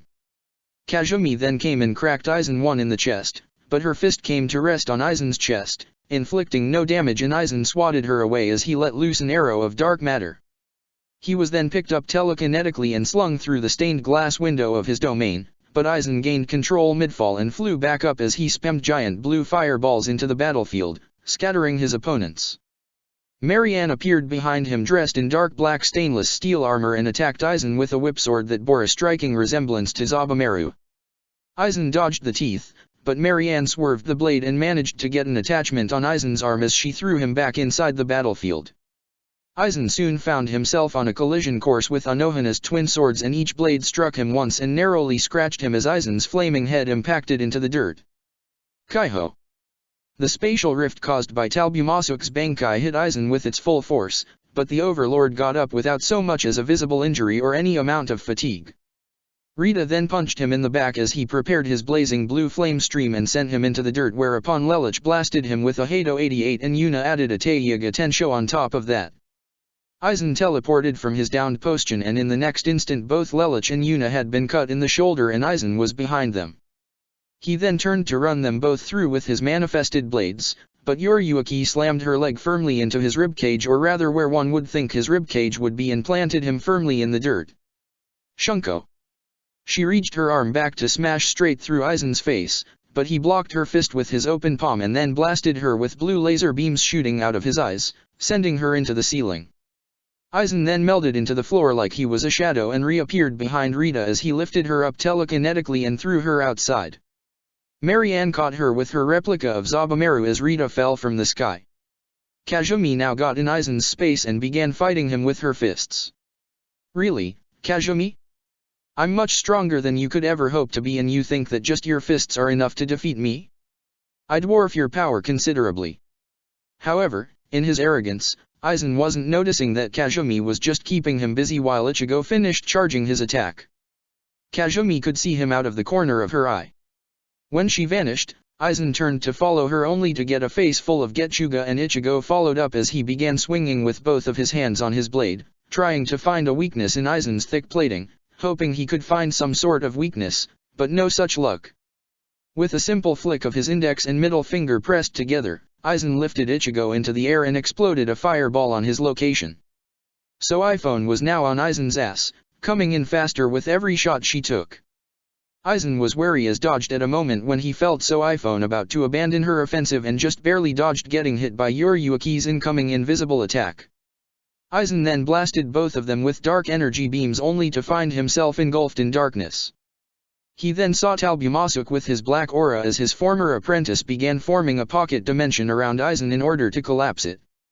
The attack succeeded, but Aizen came off it like it was nothing and impaled Talbumasuk straight through the stomach with his extended arm and then blasted his face full of fire, but thankfully it had been long enough that Talbumasuk was able to use his time stop ability again and retreated away from Aizen towards Anohana, who patched up his injury in seconds. A Teiyaga Tensho slammed into the back of Aizen's left shoulder. He noted his attention to Yuna for about half a second, and that was all that was needed as Rita came in with her fist and smashed Aizen across the face. As Aizen staggered away from the Warden of Hell, he was met with Kazumi, who then blasted him in the face with the energy she had stolen from him during their hand-to-hand clash. Aizen put up a spherical barrier around him to negate the damage only to find Marianne right behind him as she impaled him through the center of his chest with a jagged, doubly serrated blade. Aizen swung at her with his darkness-imbued straightened arm, but Marianne dodged and began spearing Aizen with blade upon blade upon blade, whipping out a new sword after new sword imbued with Sakuradite to pierce straight through Aizen's armor. As she backed away from Aizen, she shouted, "Lelouch! Now! Hado 31, Shakkeiho!" With a blast of flaming energy, Lelouch hit one of the blades and a catastrophic explosion took place. The floor beyond the barrier Momo had set up had now collapsed under the strain of battle, and the battle had now descended into a mid-air brawl.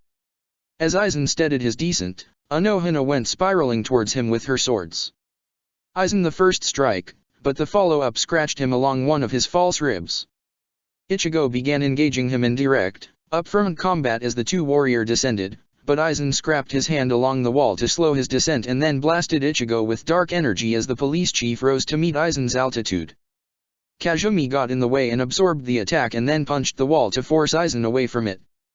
He teleported right in the way of Yoriyuki, who kicked him so hard in the stomach that he went flying like a pinball into So iPhone, who then smashed her elbow into his back, taking an injury from his overwhelming Ryutsu to his skin, but having enough of an impact, using Shunko, that she sent him descending towards the floor where Rita was waiting for him.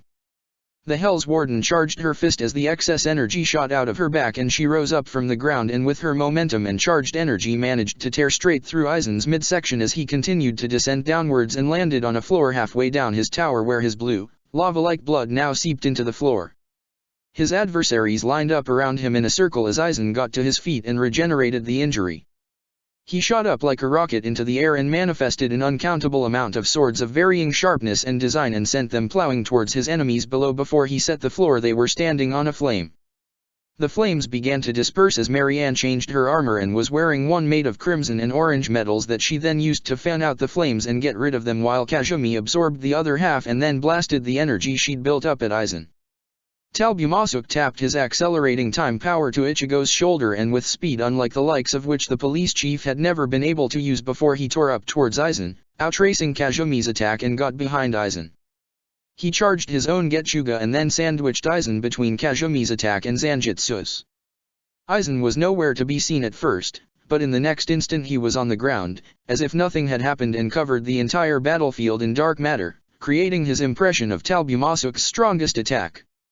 Kazumi used her Bankai to absorb all of the energy, saving as many of her allies as she could, but the energy was too strong and her Bankai was bound to go supernova any moment. Noticing this, Ichigo dove down to rescue his allies, and with amazing agility, bolstered by Talbumasuk's Bankai, he managed to rescue them all and get them out of the blast as he knelt down in front of Aizen's destroyed stained glass window. He panted. "I doubt that got him," Rita said apprehensively. "And what about Kazumi, will she be alright?" Ichigo was already gone and dove down into the hole in the floor to go and rescue his friend, and managed to grab her and dodge just as Aizen was about to destroy her fatigued form with a gigantic, two-handed blade. Ichigo brought her back to the others immediately, but Aizen pursued. "I'll heal her," Anohana stated. The others nodded to her and the battle continued. Kazumi panted as she felt the healing glow of Anohana's Kaido and watched the battle unfold. Aizen was just too strong. He'd been toying with them earlier, measuring them up. Even Rita's core form was only good enough to deal a few decent blows. The others were barely making progress as it was. Lelich's Seishin no Kaimusho was only effective enough to immobilize Aizen long enough for someone else to get a decent strike in. Aizen wasn't about to be overpowered by his own Ryutsu. "That was a very noble thing you did, Kazumi," Anohana told her as she continued to restore Kazumi's injuries and Ryutsu. "If you hadn't done that, it's quite likely none of us would be standing right now." "I did what needed to be done," Kazumi said, watching the battlefield. Things continued to escalate as Lelich manifested his core form's sword and attacked Aizen with it. Aizen stopped it with the back of his arm as Ichigo came in to attack as well. He then dodged as Rita tried to smash him over the head with her tonfa. The battle was now taking place as the group fought over air with no ground to support any of them. Talbumasuk used his Hofuku power and caught Aizen off guard momentarily, but it was only enough to get Yoriyuki to smash him over the head as she swung her arms like a hammer, but Aizen didn't even fall far enough to fall out of sight as he rocketed back up and began set everything around him on fire as his armor transformed to a royal purple color. The flames were fanned out by Marianne's anti-fire armor, and she quickly switched gears to another armor that coated her body in 100% gold with a lion's head emblazoned upon the chest and a golden axe and shield to match. She slung her shield at Aizen, quickly manifesting another one and spamming the golden discs, flinging them like frisbees, but Aizen blocked them all as they shattered against the back of his arm. Marianne then threw her axe and blasted Aizen with a powerful golden energy beam. Aizen created a hole in time and space and sucked all of the energy, and the axe, inside it. Ichigo went in on close combat and kept him at bay as So-iPhone followed up before Ichigo broke away, and he, So-iPhone and Yoriyuki went at Aizen in a rotational strike. "There has to be a way we can stop him," Lelich commented as he watched this rotational frenzy commence. "There might be," Marianne stated. "Mother," Lelich looked over to her. "Lelich, let me see your sword," Marianne said with a proper hand gesture. Lelich tossed it to her and she examined it for a moment as she closed her eyes before tossing it back to him and then created an exact replica. "What good will creating a replica of my sword do?" Lelich asked. "I'll explain in a bit. First," Marianne rushed in, and as Ichigo tagged out, she tagged in, using her borrowed sword to fight Aizen. "Using your son's sword against me? Are you running out of ideas, Marianne?" "Perhaps," Marianne said with a chuckle. As she swung, the sword shattered upon Aizen's body. She created another. After a few exchanges, that sword shattered as well. She repeated this twice over as she kept Aizen at bay until she jumped back and allowed Ichigo a chance to blast Aizen with a humongous Getsuga Tensho blast that then blew a hole in the opposite side wall and caused the ceiling of the battlefield to completely collapse upon itself. Now the only parts of the battlefield still intact were the destroyed altar and the area behind Momo's barrier. Marianne returned to Lelich's side as Rita began to clash with Aizen. Aizen began dodging her strikes, knowing she had the capacity to at least injure him, wondering what Marianne's angle was, but she just stood there by her son, watching him. A mistake in his judgment had his eye on the former empress for too long and caused him to get hit by Rita's fist, and he went spiraling along the air only to get engulfed by Ichigo's Getsuga Tensho. Talbumasuk! Marianne shouted. Use your time stop on him, quickly. Talbumasuk nodded, willing to trust his ally, and stopped time around Aizen. Marianne then created another replica of Lelich's sword. Lelich, trade swords with me, she told him. Huh. The one I just created is crafted with different metals, but painted to match yours. If you stab Aizen with this where his soul chain should be, victory will be assured. He won't be able to use his powers or regenerate. We'll have him. I see, Lelich said, smirking behind his mask. You made Aizen wary of you so he'll be concentrating on you. I didn't even know you could create something like this. I didn't either, that's why I needed to get the formula right by fighting him up close, whilst I did my best to change the forging process each time, Marianne said as Aizen released from his time prison and was now fighting Ichigo and Talbumasuk simultaneously. I see, a clever ploy, but we'll need to set it up so that I can reach him. Yuna appeared by the two former royals. I'm sensing a plan formulating here, what's going on? Yuna, now would be the best time to use your core form, Lelich told her. We're going to get Aizen hard and fast and we've got a proper plan going. Anohana Suteiko. Lelich called to her. Anohana looked in his direction. Go and help the others work Aizen this way. The time to play our trump card is now. Understood, Anohana nodded and looked at Kazumi. Will you be alright? I still can't use Bankai, but I think I'll be alright for right now.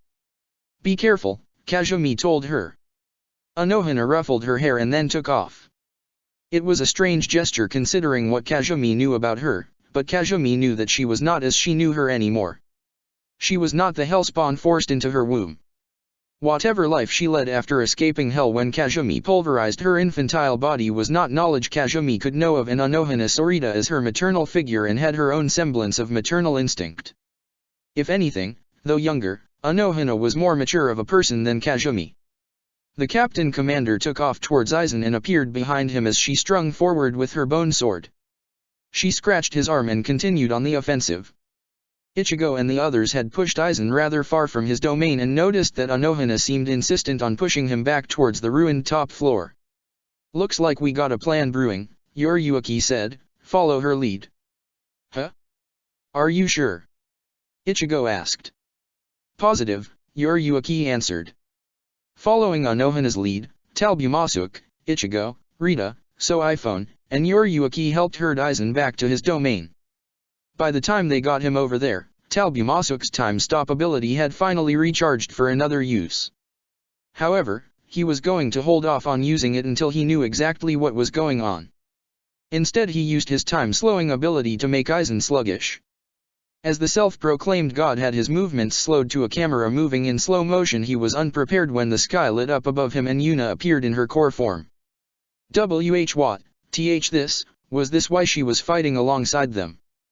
Aizen knew Yuna was out of her league helping the others, but he had no idea that this was the reason. He thought it was some sentimental value because of Akari Mari, never did he imagine that Yuna had a core form so bizarre and so magnificent. I can't sense any Ryotsu from her at all. My body is composed in such a way that I have to emit Ryotsu in order for others to be able to feel connected to me in some way. Is it possible that she stands on an ever higher level? No.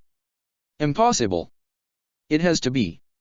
Aizen's slowed down body also extended to his mouth movements as he tried to turn to counter Yuna as a bright glowing green energy sphere began to form above her head. Aizen saw Lelich standing next to Yuna and glared at him. You planned this, didn't you? Lelouch. This one's for Mari-sama, Aizen, Yuna said as she prepared to throw the sphere. Aizen's body continued to remain sluggish as he tried to mount a counter-attack with a flame stream, but it was too late. Choshinsei! God! Aizen shouted as Talbumasuk's time slow lost its effect only for Talbumasuk to activate his time stop on Aizen, and Aizen didn't even get his hands up enough to block the impact from Yuna as the large fireball blasted him into the floor below, engulfing him and tearing him straight down until he reached the halfway floor, whereupon the attack exploded skyward. Yuna then began to fall forward, but Ichigo caught her to support her as Marianne and Lelouch darted downward together, zigzagging as Marianne began to change her armor yet again to do her best to match Lelouch's zero uniform, just to add to the confusion. Aizen, of course, reformed, but he was back to the normal-looking version of him. He had lost so much power after getting hit like that. However, his eyes were still white and his sclera was violet. "This is it, Aizen," Lelouch said to him. "Your reign of terror ends here. We will end you here," Marianne told Aizen as both she and her sword readied their blades. "I've crafted a blade that will stop your regenerative powers and smash your soul chain if it strikes you. It's over, Aizen. Telegraphing your strategy?" Aizen asked and attacked Marianne with white flames. "When will you learn?" Marianne dodged out of the way and attacked Aizen up front, who blocked with his sword and sent her flying away only to turn and block Lelouch, who came swinging in from his side. The mother and son duo continued to fight Aizen in the large chasm caused by Yuna's attack as Marianne and Lelouch did their best to try and create a proper opening for the latter. The fight began to ascend towards the roof. "What exactly are they trying to do?" Ichigo asked, watching the brawl. Marianne created a sword that can sap Aizen of all its power and made it look identical to Lelouch's sword. "If he pierces Aizen with that blade from behind where his soul chain is, it's all over." "But Aizen's already wary of Marianne," Rita pointed out. "That's why she gave the special blade to her son," Marianne stated. The group watched as Lelouch, Marianne, and Aizen went sailing overhead. "Should we do something?" Ichigo asked, getting ready to charge in. "The only thing we could do would be to increase Lelouch's chances of stabbing Aizen, but we have to disguise it like we're trying to create an opening for Marianne." "Who needs a distraction?"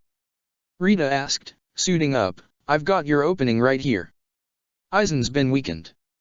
He might be able to recover from everything, but I've still got the power to trump his defenses right now. He'll never see me coming." Rita leapt into the air and readied her fist. She was going to smash Aizen hard in the face and control her impact so that he wouldn't go flying. Aizen fired forward a wide blast of white energy and caused Lelouch and Marianne to scatter yet again. Lelouch was beginning to worry that he might figure out their strategy, but thankfully Anohana had let it slip and now they were going to get their opening. "Special delivery for the flame head with the god complex," Rita exclaimed and decked Aizen right in the face. "Lelouch. Now!" Marianne shouted, and in the next instant, before Aizen could recover, Lelouch used Shunpo, got right behind him and plunged his sword right into Aizen's soul chain from behind. "Got you," Lelouch scowled. In the next moment the whole room began to return to normal and Lelouch found himself standing on the floor with his blade still run through Aizen's body. "Damn!" Aizen grunted, reaching up to place his hand on the blade he had been run through with. "Damn it!"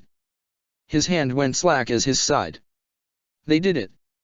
Momo exclaimed. "They did it! We did it!" Yuna declared. "Lelouch, you got him!" Talbumasuk sighed with relief. Yuruaki and So iPhone slapped 5 and Anohana simply smiled. "Lelouch, move out of the way so I can send this bastard packing," Rita said, rubbing her hands together. "You know, Ichigo, you could look a little happier," Marianne said, poking him in the ribs. However, just as Rita was about to create her invocation, Kazumi said with anguish in her voice, swallowing a lump in her throat and looked troubled. "Gee guys," she swallowed. Everyone looked at her. "Kazumi, what's the matter?" Talbumasuk asked. "That's my line," Kazumi's voice trembled. "What the hell do you think you're doing?" "What are you?" Lelouch asked, only for him and everyone else to see what Kazumi was talking about. On the end of Lelouch's sword, run through with his own two hands, was not Aizen. It was CC. "But that can't be!" Ichigo exclaimed. "He would have had to have been using Kyoka Suijutsu and not all of us are under its influence." In the next instant he and his allies were blasted with powerful dark energy as Aizen stood upon his altar, looking superior, arms folded, returned to his double-sized form. Aizen, how long have we not been fighting you? Talbumasuk asked as he got up on one knee. How long have you been using Kyoka Suijutsu? Aizen grinned with a provocative smirk. Whoever said I used Kyoka Suijutsu to pull off this fantabulous illusion? I simply used the power of the Book of Volcarona. You all have been dancing in the palm of my hand since you arrived in this dimension. He looked at Kazumi. And only one of you is immune to illusions. You duped us from the start, Rita frowned. Not quite. You have been fighting the real me, but you just didn't know the power of which my control over this dimension can reach. Aizen snapped his fingers and suddenly Rita found herself in a straitjacket. This entire dimension is under my command. If I can will it, he snapped his fingers again and Anohana was forced into sealed form. It can happen. With 4 more finger snaps, Talbumasuk, Marianne, Yoryuki and Soiphone were put back into their sealed forms. There is no limit as to the extent of control I can have over you whilst you fight me. Your victory is impossible. We can't win, Rita uttered. We just can't win. Lelouch wasn't paying any attention to any of this. All he could do was look at the green-haired woman on the end of his blade. Now it all made sense. Aizen had taken her code long before they reached him, that's how he was regenerating constantly. Lelouch looked at CC like he was staring 1,000 yards ahead. The blade he was holding fell from his shaking hands as it disintegrated and CC lay in crumpled, bleeding mess on the ground. CC. I. Lelouch continued to stare in confusion and despair at what Aizen had made him do. CC, the mysterious green-haired woman that had lived since the medieval period, the harbinger of the Code of Geese, a woman who had grown tired of living, but had recently wanted to live again. He had killed her with his hands. Lelouch returned to sealed form. Aizen watched his rival as the broken-eyed stare on Lelouch's face gave Aizen a gleeful feeling of triumph to see Lelouch so broken and in despair. Lelouch, Marianne got up on her injured legs and went to go by Lelouch, but before she even got halfway to him, she, and everyone else, heard what sounded like crying, but it wasn't crying, it laughter. Lelouch was laughing and he threw his head back, hand over his eyes. He laughed and laughed and laughed like he had just lost every last bit of sanity. Marianne stopped her approach and just looked ahead with a troubled look, unsure if approaching her son would harm or help him now. Lelouch looked at his blood-covered hands with a crazed smile. So that's it, huh? We lose? We lose and there's nothing we can do about it? Then just to add insult to injury you make me stab the one woman who made me want to live. Lelouch laughed and then added. Aizen, you're so fucked up. Lelouch slumped to his knees and his laughter turned to tears. Now Marianne knew was the proper time to comfort her son. Is there no low you won't sink to? Talbumasuk asked, getting to his feet. I just happened to have extra use for her. I could have made it Shudera, or even Naira, if she was still alive in this dimension, but when I noticed Lelouch attacking me, I wanted to break him. You, Ichigo grunted, getting to his feet, bastard. It doesn't matter what you call me now, Aizen said, your leader is broken. Your chances of winning are now, absolutely zero. Not while I'm still standing, Ichigo said, steadying his sword arm, while I stand I will continue to fight. Ichigo charged forward only to get blasted through his stomach by an energy blast from Aizen. Ichigo. Rukia called out in alarm. That was foolish, Kurosaki Ichigo, Aizen said to him. You might have had the advantage when last we clashed, but you cannot hope to best me now. I'm too powerful for you to contend with. Ichigo panted, don't, he panted again, care. He ran at Aizen in desperation, but it was fruitless and with a simple flick of his finger, Aizen sent Ichigo flying back telekinetically as he landed near Lelouch. He got back up and charged again.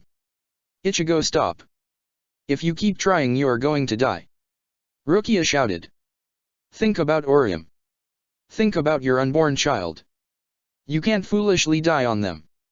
He's not doing it because he thinks he can win, Momo stated as she watched him. Huh. He's trying to rally Sensei. He wants Sensei to snap out of it. He thinks if he keeps at it that Sensei will wake up. Momo was cut off by an authoritative voice in close proximity to her. She looked to her left. Cornelia was on her feet, conscious and shouting with her palms by her mouth. So just because things are impossible you're going to give up, is that how you are? Cornelia shouted, holding one fist at her side and the other by her heart. That's not the brother I remember, and that's certainly not the adversary I remember either. Lelich. There is always time for grieving, but right now we need you to be strong and lead us to victory. You can't just give up when we've come so far. Cornelia's words reverberated in Lelich's head as her words penetrated his eardrum. Who are you? Cornelia shouted. Answer me, Lelich, who are you and what do you do? I am Zero, Lelich spoke lowly, getting to his feet. Louder. I am Zero. Louder. I am Zero. Loud. I am Zero. The man who works miracles. Lelich shouted, back on his feet, eyes strong. And don't you forget it, Cornelia scowled. Anohanasuteiko. Will you permit me to save the life of a friend?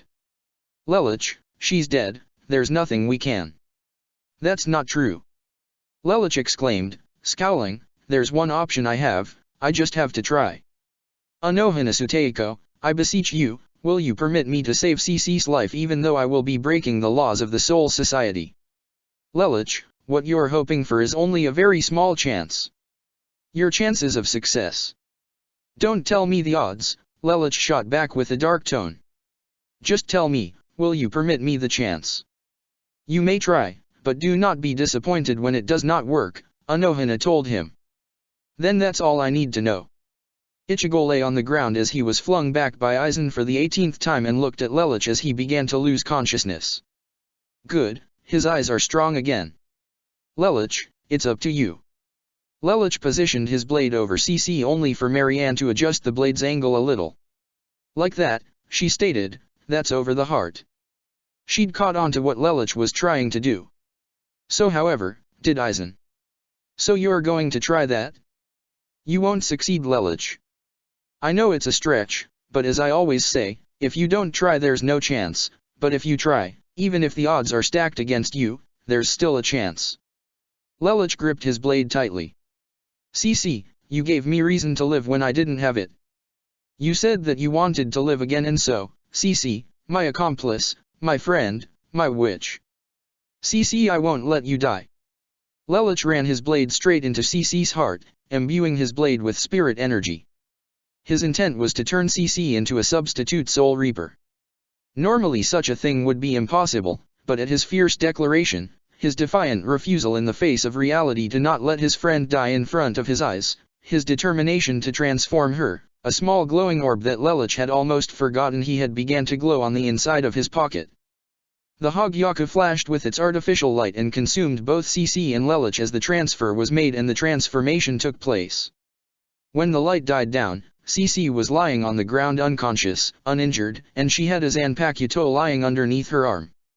However, Lelich was currently crouched down in front of her legs, in front of Aizen, whereas before he had been behind Cece and he had his left hand placed over his eye. Lelich, are you all right? Marianne asked him. Yeah, Lelich responded, getting to his feet as he moved his hand away from his eye, I think I'll be just fine. And then, everyone saw the most bizarre sight ever.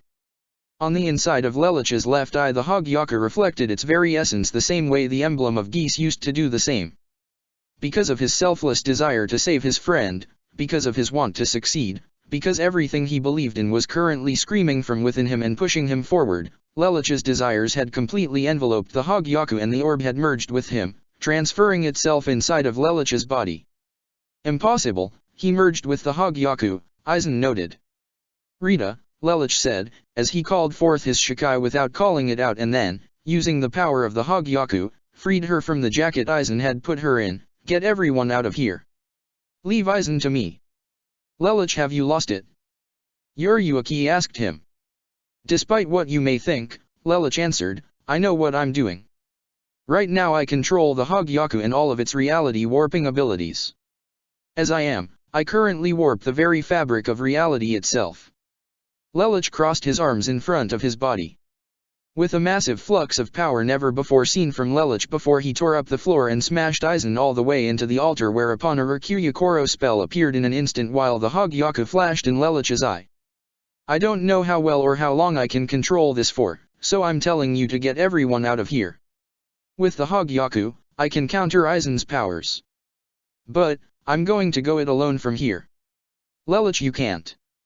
Marianne yelled out, but Talbumasuk put up a hand to silence her worry for her son. He has to. This is what we planned on. And this, Lelich, is what I warned you about. The power you currently possess is not something you should take for granted. I am aware, thank you, Talbumasuk. Rita. Right, sorry. Let's go everyone. Damn it, Yoriyuki didn't think this was such a good idea, but understood the logicality that Lelich was the only one, currently with power capable of standing on level with Aizen. She and the others began to clear out through the way they came, the only undamaged entrance into the hall. Sensei, Momo called to him. Good luck, Momo told him, we'll all be counting on you. Lelich nodded, and then, with the last of his allies gone from the battlefield, he entered into core form and prepared to fight Aizen head on. It's cute that you think you can fight me like this, Lelich, Aizen mocked. I don't think, I know, Lelich responded. Then, with telekinesis he picked up Aizen and flung the man towards him. As Aizen neared Lelich, the captain of Squad 10 pawed his hand and smashed it into Aizen's torso, pushing him back and sending him into the stairs. He managed to smash a huge hole in the man's torso, wide enough to be called a hollow hole. I am Zero. The man who creates miracles. Slayer of gods and shaper of reality, savior of mankind and bane of the corrupt. I destroy the world and create it anew. Lelich called forth for his blade. Do you really want to take me on, Aizen? Of course, Aizen said, floating back to his feet, everything is as it should be now.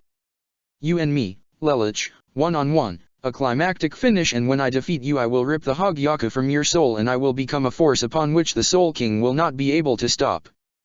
Lelich took a stance with both hands on his blade. I won't let that happen. Aizen laughed. Your defiance is admirable, but I will show you that even with the Hogyaku under your command you cannot best me. Or do you not remember the last 2 times we fought directly? Of course I do, and I am certain in my resolve. Show me yours. Show me the resolve of the man who claims himself to be my eternal rival.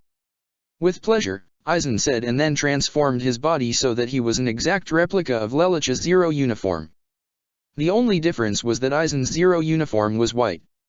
You would dare besmirch the symbol of Zero? Lelich shouted.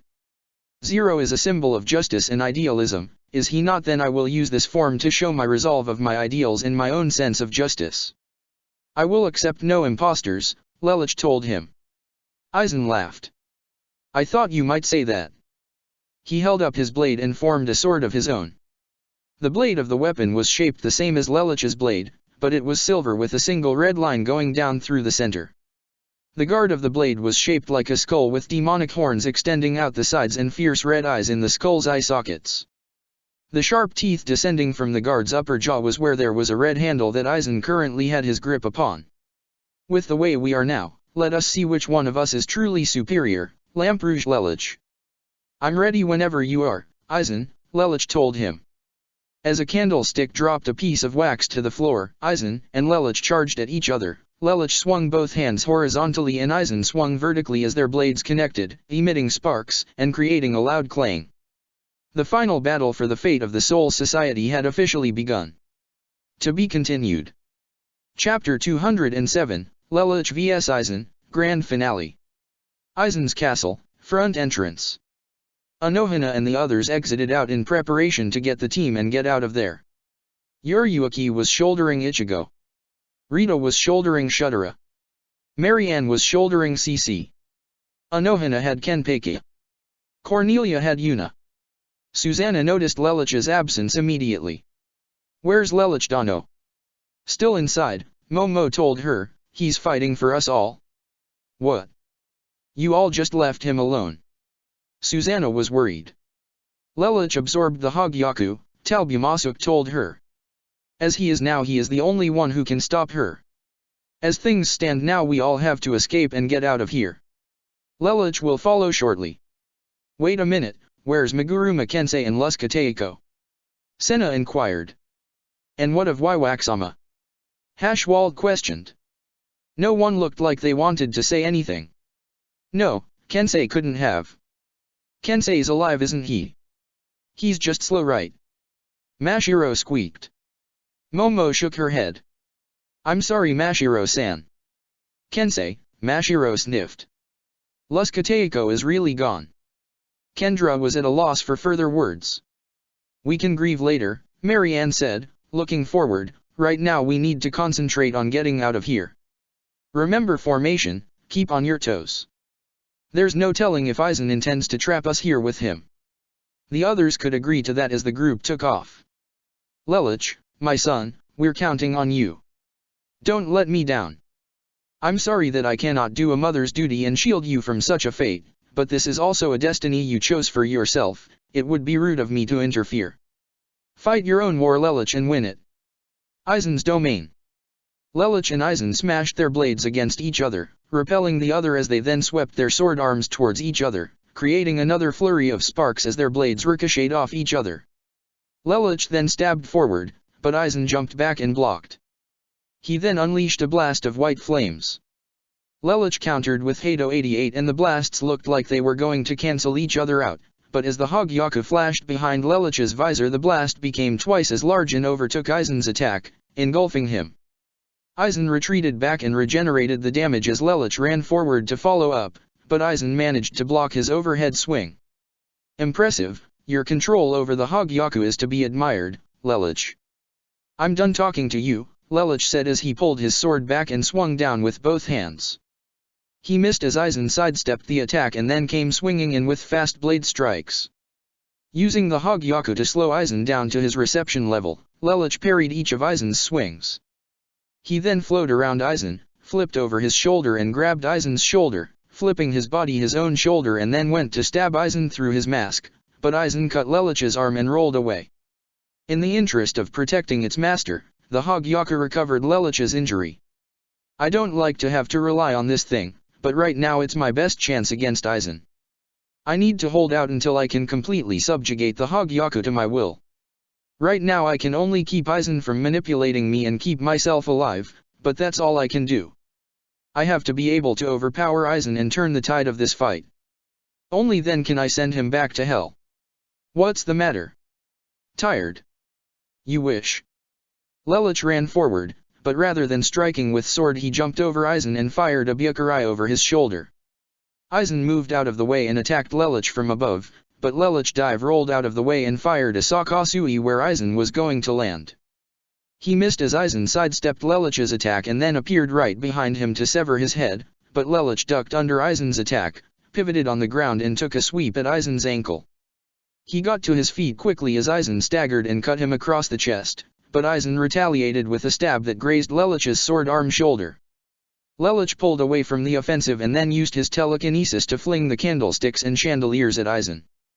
He didn't succeed in doing any more than shattering glass and wax, which Aizen then molded into a giant ball of junk and fired it at Lelich.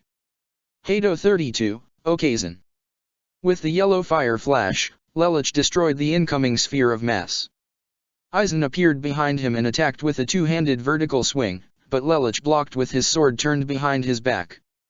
He then turned and put his hand flush against Aizen's chest. Sarin Sakasui. Lelich blasted a hole straight through Aizen's lung and sent him staggering back. With a leap Lelich aimed for Aizen's head, but even missing a lung, Aizen could operate with perfect functionality and trapped Lelich in a Hado 90 Kurohitsuji as he regenerated the damage. Lelich teleported out of the trap and attacked from Aizen's left side. Aizen blocked the blade with his arm guard and then stabbed forward, letting his riot support towards Lelich to blast him away, but Lelich jumped away and put up a barrier to protect himself. Aizen then began making illusionary copies of himself in order to confuse Lelich, but with his core form's weakness analyzer, Lelich could ascertain which Aizen was the real Aizen and motioned to run it through with his sword. Aizen blocked again and Lelich took several two-handed strikes at Aizen with his blade, trying to hit vital areas, but Aizen either dodged or blocked and on Lelich's last strike parried the symbol of justice and delivered an open palm strike to his chest, knocking Lelich off balance and then driving his elbow into Lelich's solar plexus and sending him flying into the wall. Lelich teleported before he hit the ground. He then dodged as Aizen was about to crush him with a powerful sword swing. Bakudo 22, Senkienten. The entire battlefield flooded with red smoke. Aizen attacked Lelich through the mist only to find nothing there as Lelich suddenly appeared through the mist from behind and attacked with his blade. Aizen dodged out of the way. Lelich's shadow then began to appear in a multitude of locations across the fog, which Aizen was finding increasingly annoying. With an outpour of his Ryutsu he swept away the fog and revealed Lelich's location, who was staggering from the outpour and ran in to run him through, but Lelich put up a spherical barrier and disappeared. He was now at the other end of the room on top of Aizen's altar. Lelich lifted his arm and created a rift in the ground as the split made its way towards Aizen as though Lelich had just emanated his Ryutsu in a straight line strike. Aizen dodged only for a copy of Lelich to appear on his right flank and attack, but as Aizen put up a defense the copy vanished into thin air. I see, so that's his game. Aizen looked back at Lelich who charged his Ryutsu and fired out a monstrous Hado 88.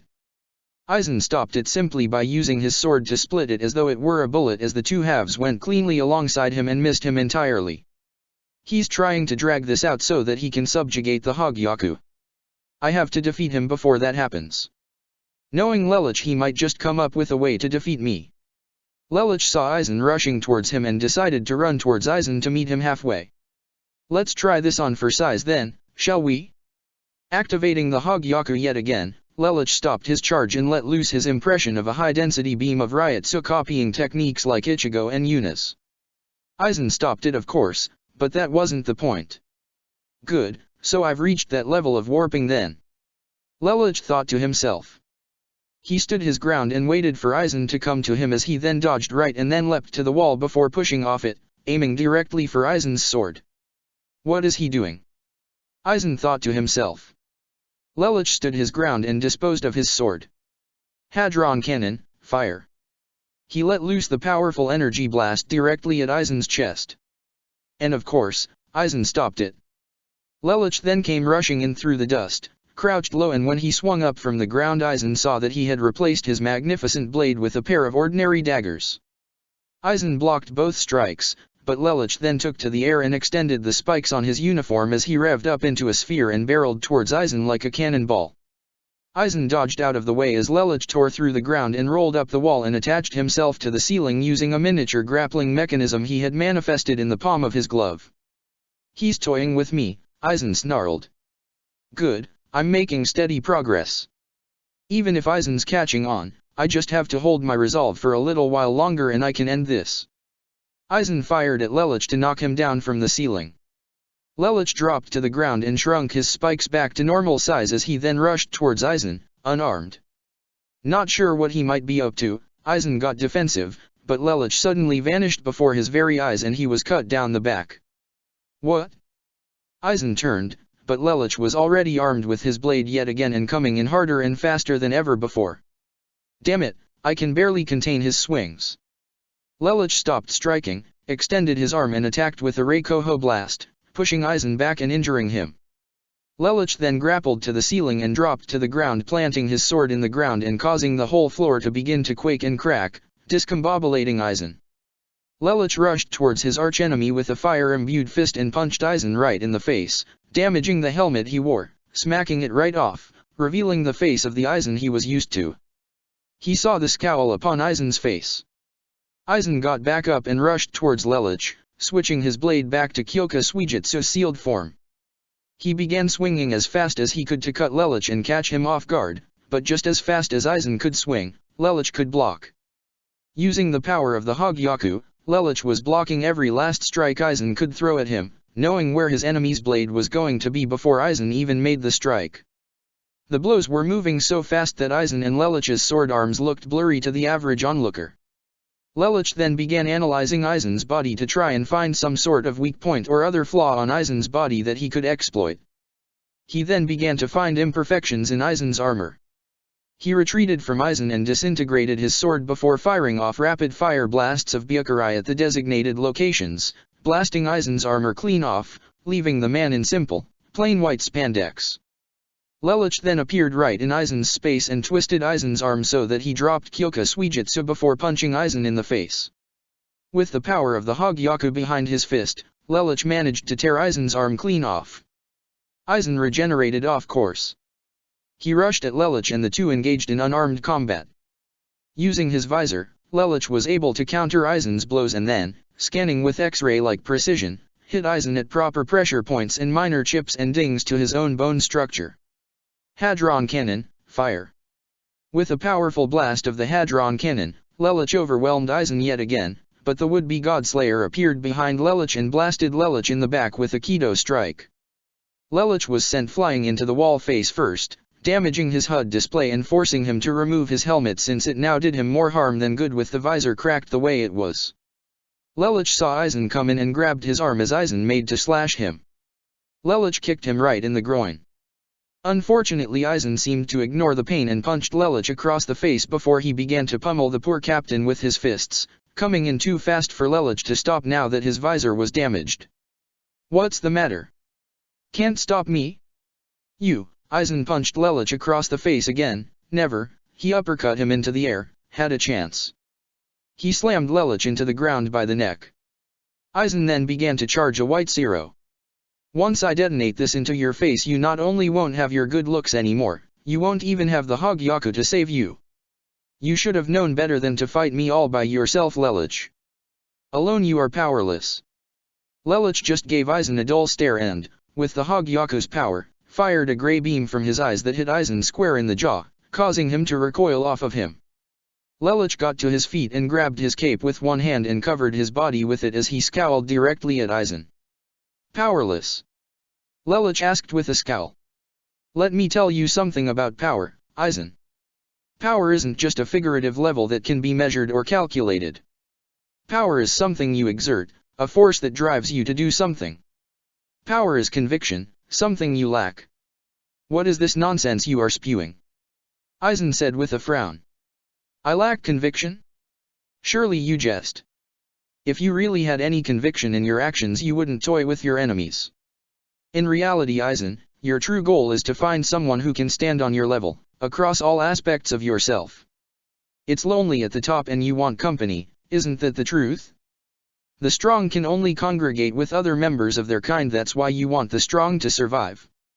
The weak are easily defeated, but the strong find others like them to see as their equals, their rivals, their enemies. And you think that what I want is someone who can actually defeat me?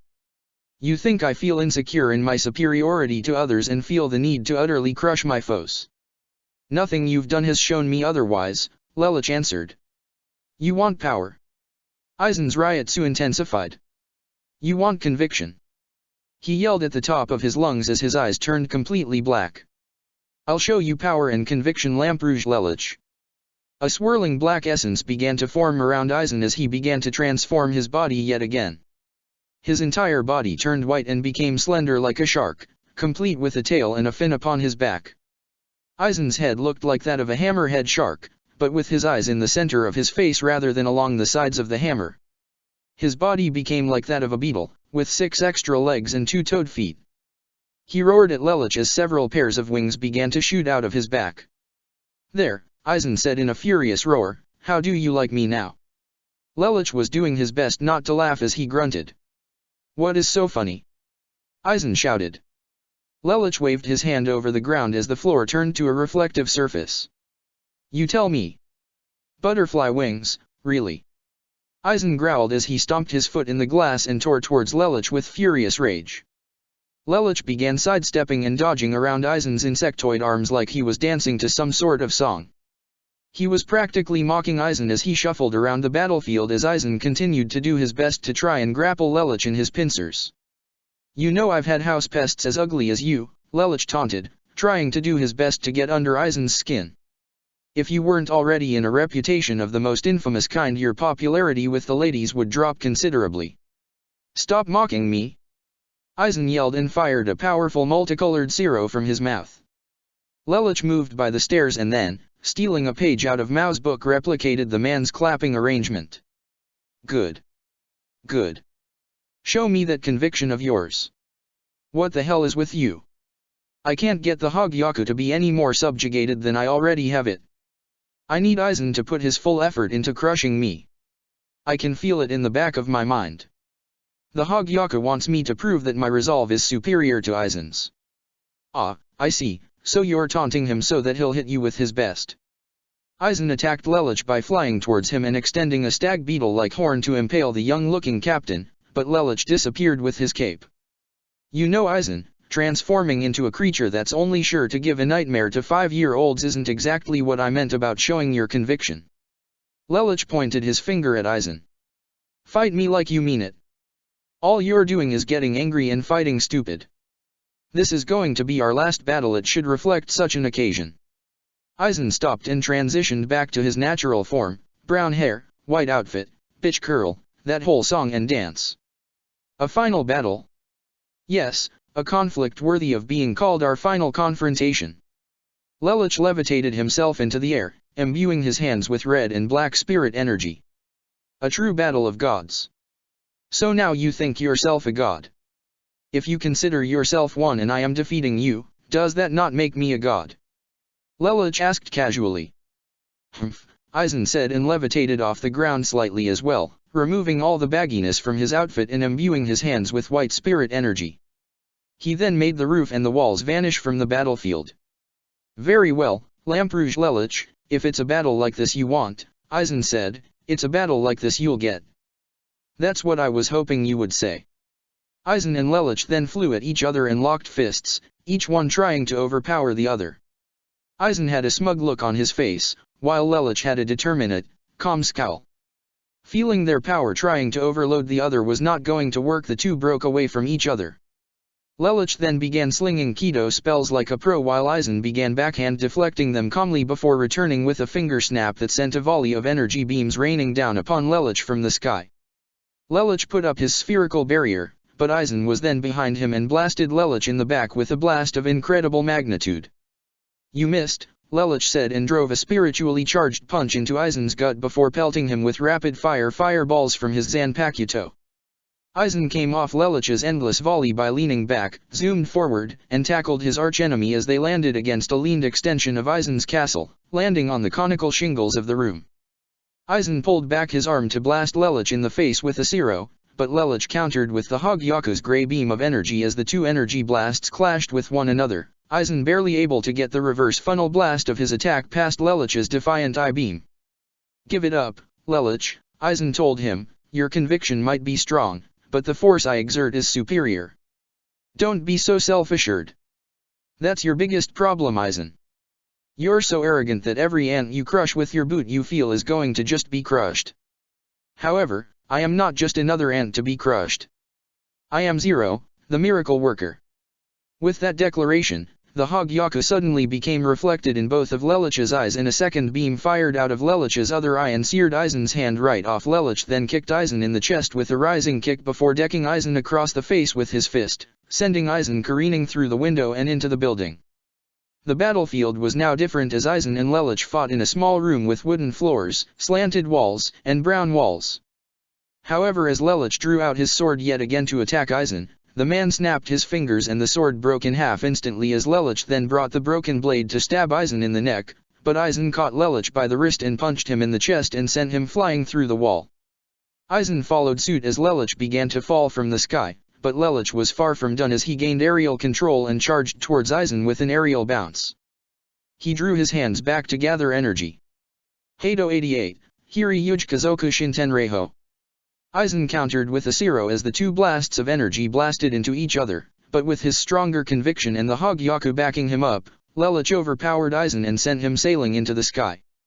As the beam died down, Aizen got his bearings straight just underneath the cloud cover of his domain only to find Lelouch ready and awaiting as he had a fully powered Hadron cannon waiting to detonate right into Aizen at point blank, which he then released into Aizen and sent him back into his castle upon the staircase which Ichigo and Rukia had taken to reach Aizen's lair. Lelouch took to the offensive with Hakuda techniques he'd learned from Stefan and Kendra as he began to push Aizen back into the top floor room. Aizen watched as Lelouch's eyes began to glow with radiance. What is it that drives him? Aizen wondered to himself as Lelouch continued to push him back. What is it that keeps him going? Lelich ducked under Aizen's right hook and then with a rising jab got him in the face with his right arm. Why is it that no matter how many times I strike him? Aizen countered Lelich's incoming strike by grabbing his arm and brought his elbow down on Lelich's forearm. The Hogyaka healed Lelich as he struck back with a spinning kick. Aizen blocked. He keeps coming back with more determination than ever before. Why? Lelich stood stolid on the ground as he gathered spiritual power around himself and reformed his entire Zero uniform. Why won't you stay down? I told you before, because you lack conviction. Sure, you may have it, but I am superior to you in every way, Aizen. I change with the world so that I may change the world. You refuse to change, you refuse to accept the help or trust others. Trust is not for the weak. It takes a very secure individual to realize that he is too weak to ask for help from others, no matter how strong he may be. Look at Kurosaki Ichigo, look at Jinin Garita, and look at even a Tremere Kazumi. They all know when their ambition outweighs their own skill, so they enlist the help of others to aid them. That is why, Aizen, you will never beat me. Lelich created his blade again and aimed it at Aizen. But there is also another reason why you will never be able to beat me, Aizen, and that's because I am the Black Void. I am the Mind of Steel. I am the Just Phantom. With my own two hands, you know what, screw the speech. You know what I'm saying. I am Zero, Harbinger of Justice. In a flash of an instant, Lelich had his blade plunged into Aizen's chest and then with a flick of his wrist, punctured a hole in Aizen's body as though he had been shot with an invisible shotgun. With merely his very stare and slight movements in his fingers, Lelich began opening wounds all over Aizen before he spread his legs, hunched over and crossed his arms over his body before spears of shadowy energy ran Aizen right through. It's over, Aizen. With a clap of his hands, his eyes glowing behind his mask, a hell gate was forced open and a multitude of Togabito chains came up and bound Aizen in place. There were many around his torso, his arms, and his legs as Lelich intended to drag Aizen down into hell. You will remain in Circle 9 for the rest of your life. Activating as though it were his geese, the Hogyaku turned Lelich's command into a reality. More chains of hell began to rise up from the ground and bind Aizen so tightly so that only his head could be seen out of the cocoon of chains. The more he fought, the more the chains persisted. Struggle all you want, this is the end. Lelich declared. Aizen began to sink into the ground, but suddenly there was a rumbling like an earthquake. What the hell? The pillars inside the room then began to fall over as the whole castle began to fall apart. Aizen grinned. Very well, Lelich, I concede defeat. You win our little battle. However, Aizen's grin turned to one of smug superiority. I can still win our war and take you with me. What do you mean? Lelich demanded to know, crossly. Aizen laughed. This dimension is tied to my life force. Once you crush me and send me on my way, the whole place will collapse. Aizen smirked, and it will take the royal dimension with it. You sore loser. Aizen laughed again. You may have won the battle, Lelich, but I win the war. A true mastermind wins the battle before it is fought. So how do I stop it? Lelich asked calmly. Aizen looked at him oddly. Don't look at me like that. I know you all too well. You would have to have some sort of mechanism or apparatus so that the royal dimension could be targeted. A single-dimensional collapse wouldn't have the power on its own to do that kind of cataclysmic damage. Aizen grinned, so intuitive, but that's what made you a good rival. It's down below in the lowest basement. There's a formula Kido consisting of more than 200 layers. You may attempt to disarm it in the time you have before this whole place explodes regardless. You can't stop the explosion, but you can stop it from taking the royal dimension with it. Simple enough, Lelich said with an arrogant smile. Now, be gone. The chains continued to pull Aizen into hell, and the last that was heard of Aizen was him laughing at the prospect of Lelich's imminent demise along with the demise of the Soul King. Right then, Lelich said to himself as Aizen vanished, I need to hurry. Lelich then began to use his teleportation cape to sink beneath the floors to get to the lowest basement. As he did, he made a call with the Tentiakura to let everyone know of the situation. My comrades and colleagues, Aizen has been dealt with. All right, Lelich. Way to go. Ichigo cheered, even though the Tentiakura was a one-way communication. However, Aizen has one last card to play. He intends to crush this dimension and take the royal dimension with it.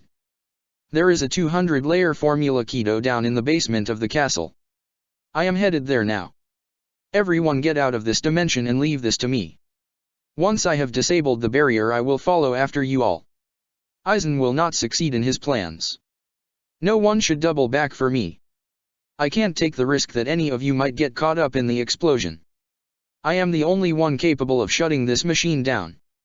That fool, Kazumi prepared to about face, but Talbumasuk grabbed her shoulder. Daddy, let go, Kazumi snapped. Kazumi, I know what you're thinking, but it's all too likely Aizen has already changed the password or added even more layers. You'll do nothing, but get in the way. Only Lelouch has the mastermind to shut that bomb down. I think we can all agree to that. As much as it leaves a bad taste in my mouth, Talbumasuk makes a good point, Byakuya stated. The only one with any capability of shutting down a 200-layer Kido would be Lelouch. The rest of us would just get in his way. What about Urahara-san? We can't let Lelouch Dano run the risk of dying. We can't. Susanna exclaimed. As much as I hate to say it, Urahara said, putting a hand on his head and looking yonder, by the time any of us reached that castle, Lelouch would have already disabled the barrier. We'd be needlessly putting ourselves at risk, and who knows if Aizen set up any defenses just for this occasion. We should do as he says. He turned around. Let's go. Everyone followed after Urahara towards the exit. Lelouch Dano, Susanna thought as she looked back with a forlorn look, please be careful. Please keep your promise to me.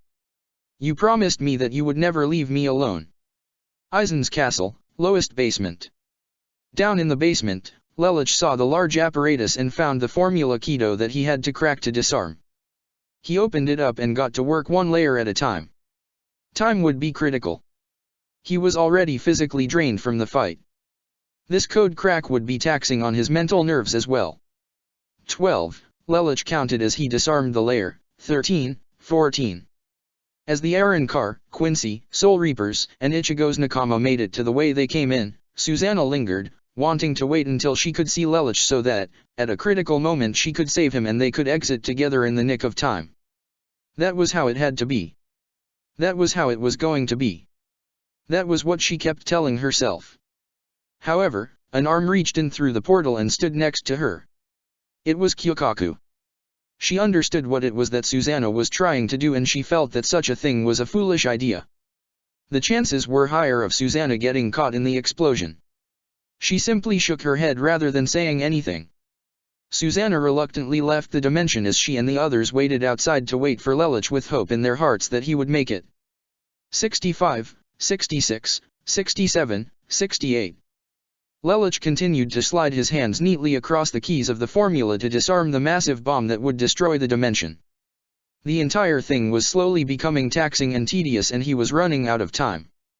He needed more time before the bomb would go off if he had any hope of escape.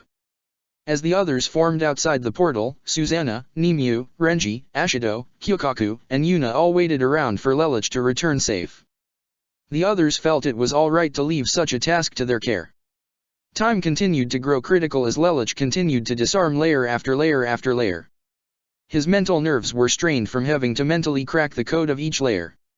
138, 139, 140. As his comrades and friends waited around for him, each of them held them in their hearts and prayers. Lelouch, please be all right, Yuna thought aloud as she stood with strong eyes, arms at her side, staring holes at the portal. Lelouch Dano, remember your promise, Susanna thought as she remained tensed and worried for Lelouch's safety. Lelouch-sama, Nimue worried as she held a clenched fist by her chest. She looked more like she was going to cry than Susanna currently did. She was waiting, hoping that Lelouch would come through at any second. 198, 199, Lelouch reached the final layer. He was at the final code and with very little time to spare too. Within minutes he had cracked the formula, and that was all she wrote. 200. As he moved away from the portal, only then did it register to Lelouch how drained he had become. He used his cape to get himself to the ground floor and then exited out of Aizen's domain and found himself on shaky legs. He could barely walk, he could barely see. He stumbled and almost hit the ground. A hand reached out and grabbed his shoulder and Lelich saw a lock of bright, elongated red hair. He was then saddled up onto a back piggyback style. He knew who it was that had saved him. "Ian, Tamashii," he said hoarsely. "I'm going to get you out of here," she told him, "you just have to remain conscious. I'll be your legs, Lelich, but you have to stay awake." "I'll try," Lelich told her as he looked out across the valley. His vision was growing blurry. He didn't know how much energy he had left. Across the desolate valley, Ian Tamashii ran with all her might. With Lelich on her back she couldn't use her cape to teleport them, and since she was not a Soul Reaper she did not have Shunpo to increase her speed, but she ran and she ran and she ran to reach the exit, her manifestation linked to Lelich's soul and Ryotsu. She was burning her master's Ryotsu in order to stay manifested. She had to get them both out of here. She was not so selfish as Zanpakuto that she would let her master die while there was still a chance that he could live.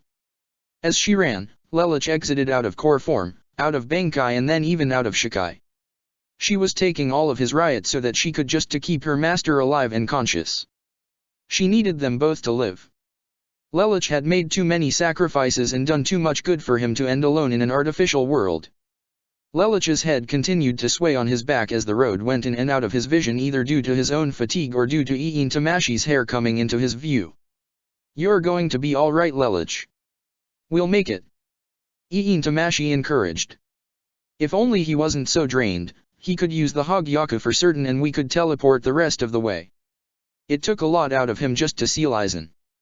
Without even realizing it, he had to use the Hogyaku just to crack the code that quickly. "He's fatigued, but he can't rest, not until I've gotten us to safety."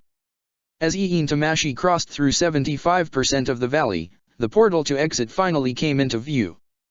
But as she reached the top of an incline she had to stop to pant, realizing her own strength was starting to give way. She took a deep breath and took off in a run again, but as she made her 7th stride her foot almost sank through the floor like a phantom. "Lelich." Her foot solidified and she pulled it out from the ground, but as she continued to move her whole body felt heavy and her pace slowed to a crawl as she barely could move forward. "Lelich, please, hang on for a little while longer, we're almost there. I can see the portal from here. Can't you?" Lelich couldn't see it since his head was rested on Ian Tamashii's shoulder, but the Zanpakuto spirit had tears in her eyes. "It can't end here. It just can't. We're so close." "Ian Tamashii," Lelich called her name. "I'm right here, master," Ian Tamashii said, referring to Lelich in such a way she never had before. "Just a little while longer, we're almost at the exit. Don't go to sleep just yet." The Zanpakuto spirit continued to run, but as she did she felt a numbing sensation within her body. She then realized she had stopped moving. Her body was beginning to disintegrate from the bottom up. "Lelich." "Ian Tamashii," Lelich smiled at her tear-stained eyes, "Thank you, I'm sorry." Ian Tamashii called for him again, but her voice was muted as her body vanished completely as Lelich fell on his stomach and looked up from his position. Even with his blurred vision he could still see the portal. As he lay upon the ground he could feel the destabilization of the dimension he was in. "So this is it then. I saved the world. I'll die a hero." Lelich's turned his head to the side as a big smile crept across his face. "I am Zero," he said to himself as his memories began to cycle through his mind like a movie reel, the man who destroys worlds, his ambition, and things he had done that were of a despicable nature began to play out in his mind, and creates it anew. His good deeds that he had wrought in the last 147 years began to play in his mind. All the joy he had felt warmed his currently numb and cold body. "Susanna, Shirley, I'm sorry." Lelich felt his body slip from consciousness. Soul Society. Everyone watched as the portal vanished and then from it a small pulse of energy ripped through the air, shaking the ground a little. There was no sign of Lelich. That could have only meant one thing, and the first to lose it was Nimue as she turned towards Renji and gripped him tightly for comfort as she began to sob. Susanna sunk to her knees in despair, staring at where the swirling portal had just been in shock. "You promised." Her face started to scrunch up as tears flowed freely down her cheeks. "You said that no matter what you would never leave me alone." "No." She shouted in anguish as she continued to sit up. "No, it's not true. You have to be alive. You have to be. Susanna bowed her head forward and hounded like a wounded animal. Lelich Dano. Damn it, Kyokako stared at the ground, almost crushing her pipe in half with her fingers. Shirley came running up the field a few minutes later, having heard everyone was waiting for Lelich's return. She was not prepared when Susanna got up off the ground and began crying into her shoulder. Shirley looked confusedly at Kyokako, who just closed her eyes and shook her head. No, Lulu can't be. He's gone, Susanna sobbed. Lelich Dano's gone. He didn't make it. She began howling again. Shirley started to cry. No, it can't be true. She dropped to her knees with Susanna still holding onto her. Lulu. She called at the top of her lungs, but her call was not heard by the person she wanted to hear it. End of chapter 207. To be continued. Chapter 208, Lamperouge Lelich, The Legend Lives On. A Tremere House. Shirley was still in tears by the time she and Susanna made it back home. Marianne, Nunnally, Clovis, Cornelia, Colin, and Suzaku were all waiting with news. Susanna pushed open the door. Shirley was sobbing into her shoulder. At first the others thought it was an act, but then Susanna shook her head and began to whimper. Colin and Suzaku stared out into nothingness. Nunnally's eyes trembled, Euphemia became incredibly disheartened, and Cornelia and Clovis stared at the ground in anguish. Marianne went over to Shirley and Susanna to add to their comfort, and so they could comfort her. No parent should have to outlive their child. It can't be.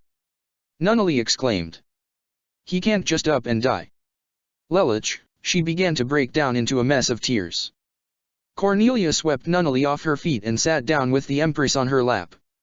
Euphemia turned towards Suzaku for comfort. Shirley looked up towards Colin and waved her over as a sign that she knew Colin could use a comforting shoulder to cry with. Now what am I supposed to do? Colin sobbed at the ground. Lelich, you were supposed to help me get my life back in order. This was supposed to be my way of proving to myself who I really was. Why did you die? News spread across the Siriti quickly, of course, of Lelich's sacrifice. The blow hit everyone hard. Ichigo was in denial at first. Bullshit. He slammed his fist against the wall as he stood in Orium's hospital room, having been brought the news by Kyokako. This is Lelich we're talking about. That guy always comes out alive. He always succeeds. He failed all right. Kyokako yelled, tears in her eyes. I'm no less upset about it than you are. Fuck, she swore as she wiped her palms across her eyes.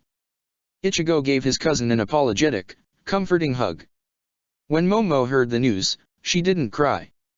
She felt everyone else was doing enough of that for her.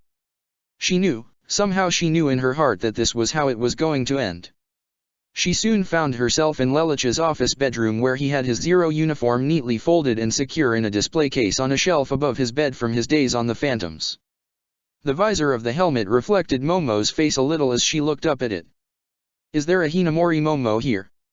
Present. Watashi wa, Phantom Zero. If my legacy is to end, then until I obtain an heir to my name, consider yourself my deputy. As the successor to my will, should anything befall me, I order you to come with me. We will show Aizen what it means to be a miracle worker. Momo stood on Lelich's bed and got the display case down from the shelf. She sat at Lelich's desk and opened it up.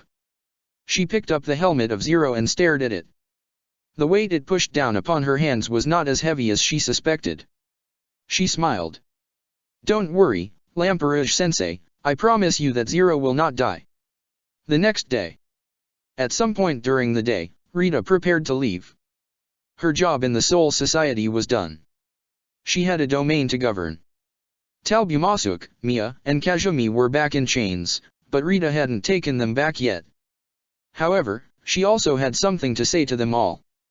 Anohana, Vera, and Senna were assembled around the three Togabito and the warden. Ichigo, Orium, and their friends were also at assembly. Ichigo wanted to be able to say goodbye to the hybrid. Kazumi, you are charged with escaping from hell, starting a war that caused the deaths of countless innocents, and all for the sake of petty revenge. However, you also worked to fix your own mistake. You fought valiantly alongside us, even saved our lives during one particular attack. So, when I take into account everything that has occurred over the past week and a half, I have made my decision as to your net change in sentence. Kazumi continued to stare at the ground in shame. Here it comes, she thought. She figured there was no escape. Rita was obviously going to increase her sentence by a minuscule amount or tell her she lost nothing at all. However, in the next instant, Rita's staff glowed bright yellow and so did the chains on Kazumi's body. In the next instant, they all fell off and clanged onto the ground before bursting into violet flames. Kazumi, Rita said as tears ran down her face, "You're free." Kazumi looked at her hands in wonderment as she curled her fingers back and forth. She felt a lack of weight upon her body. I can't feel the chains anymore at all. Am I really free? Kazumi felt like she wanted to cry. Freedom, it was hers at last. More than 2 millennia and finally she was a free woman. She was a Togabito no longer. She then however realized that Talbumasuk and Mia were still in chains. Wait, what about my mom and dad? Rita spoke with a serious look on her face. They still have their sentences to serve. The net total in their reduction isn't enough to set them free, and even then, Rita became adamant in her tone and expression, I want to give you the life you always deserved, so I'm going to postpone reincarnating them until their lives can be intertwined. Rita did her best to keep herself from going into a sobbing mess. I intend to play matchmaker, and when they're finally together you will be born again as their daughter. Kazumi was touched by Rita's words. Rita. Rita felt warm liquid run down her cheek. Darn it, I'm crying again, she sniffed as she rubbed her eye to wipe away the tear. She was surprised when she suddenly found her head landed in Kazumi's chest, the woman's arms wrapped around her. Rita looked at Kazumi's face. She was smiling. It was a cheerful smile, the likes of which Rita had never seen on Kazumi's face before in her entire time that she had known her. Thank you, Rita, Kazumi said in almost a whisper. Rita continued to remain in tears as she buried her face into Kazumi's shoulder, giving the former Togabito a hug of her own. For so long she'd wanted to hear those very words from Kazumi's lips, and now she finally had. She was so happy to hear it. Finally she'd managed to do something right. In truth, Kazumi's actions would send her sentence up another 100 years, but Rita felt that this was ultimately the right decision. She had 5 years left anyway. She had been through enough hell. She could finally release Kazumi, and she could always play the "she never belonged here in the first place" card now that her origins could be added to her database profile. Kazumi was free. Rita's desire for more than 2,300 years was finally a reality. Anohana stepped towards Kazumi to speak to her. Rita let go of her so Kazumi could focus on Anohana. Kazumi, as long as you're free, we could definitely use someone to fill out our shortened staff. Kazumi looked towards Anohana in surprise. She hadn't been expected to have been given such an offer. She looked at her parents. Talbumasuk was smiling. Take the opportunity, Kazumi. You deserve the chance to really live. You'll live in my house with me, Sena told her, your direct family. Ichigo walked up and put a hand on Kazumi's shoulder. If you don't want to, there's always spare rooms in my place if you want to pay rent. I don't know, Kazumi uttered, looking at her hands as her fingers twitched. It's the first time I can ever choose what I want to be. I don't know, she paused, what I want to do. Well, I could always use an assistant. You could stay with me if you want until you know what you want to do, Rita offered. Thank you, Rita, Kazumi said, still smiling, but I think I'll stay with Aunt Sena. Rita smiled back, I understand. She looked at Talbumasuk and Mia. You're allowed to say goodbye. Talbumasuk nodded and gestured for Kazumi to come towards him and Mia. He gave her a tender hug. I'll always love you. You make me so proud, Kazumi. I'm so happy to know that you'll get a chance to really live. I'm going to miss you. We've only just been able to find each other, Kazumi hyperventilated, and you have to go. I'll always be with you, even if it's not physically, you know that I love you. Me too, kitten, Mia said, hugging her daughter from behind. We love you, we always have. Mommy, Kazumi cried, Daddy. Rita, it's possible for her to visit, right? Ichigo asked the warden. Difficult, but possible, Rita answered with a nod, but for Kazumi, Rita smiled warmly, I'll make sure it happens. Talbumasuk looked at Ichigo, Senna, Orium, Ichigo's friends, and Anohana. I entrust her all to you. Please take care of her. Of course we will, Ichigo told him. Talbumasuk smiled and let go of Kazumi. The hybrid gave one big hug to her mother and then walked over by Ichigo, who she used as a security blanket to keep herself emotionally in check. Ichigo put his arm around her and Orium hugged her too. See you around, Retsu, Rita said to her. Yeah, see you, Anohana said to her. With that, Rita opened a hell gate and she and Kazumi's parents disappeared back to hell. 6 days later. Ichigo and the others stuck around for Lelich's funeral, of course. Ichigo felt it would be wrong to leave the Soul Society when it was in such a state. The world was still cleaning up from Kazumi and Aizen's mess, so him being absent for another week was not a big deal, he figured. Mashiro was upset of course when she learned about Kensei. The Quincy's were all abuzz with the news of the passing of Waiwak, but Haschwald was deigned to be the next leader of their kind. Lelich's funeral service was to take place in the afternoon. So, that morning, there was still some official business to take care of. Since Kazumi had both Shikai and Bankai, Anohana felt it fitting to place her in one of the open captain's positions. Kazumi, not feeling she could fill Lelich's shoes, opted to take Stefan's open spot. Everyone, please meet your new Teiko, Kendra stated as Kazumi entered wearing her newly received Shiakusho, complete with captain's Haori. Kazumi bowed to her subordinates and remained bowed as she spoke with calm clarity. My name is Atremir Kazumi, daughter of Atremir Talbumasuk and Aruru Arimiya. I have been asked by the head captain to kindly fill this position and I have accepted it wholeheartedly.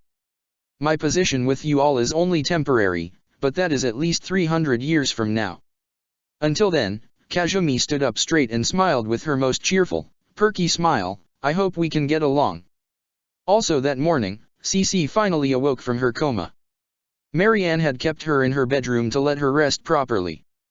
When she finally woke up, only Marianne was in the room. She looked at Marianne with a curious look. Oh, you've finally awoken. How are you feeling? Marianne asked. Cici tilted her head as she looked at Marianne. Are you my new mistress? The words struck Marianne like a knife through the heart. Cici was alive, but she didn't seem to remember anything. Considering today was the day of her son's funeral, Marianne took it personally in her emotional stress. Cici, this is no time for your jokes. It's me, Marianne. Cici yelped and used the sheets like a shield. I'm sorry.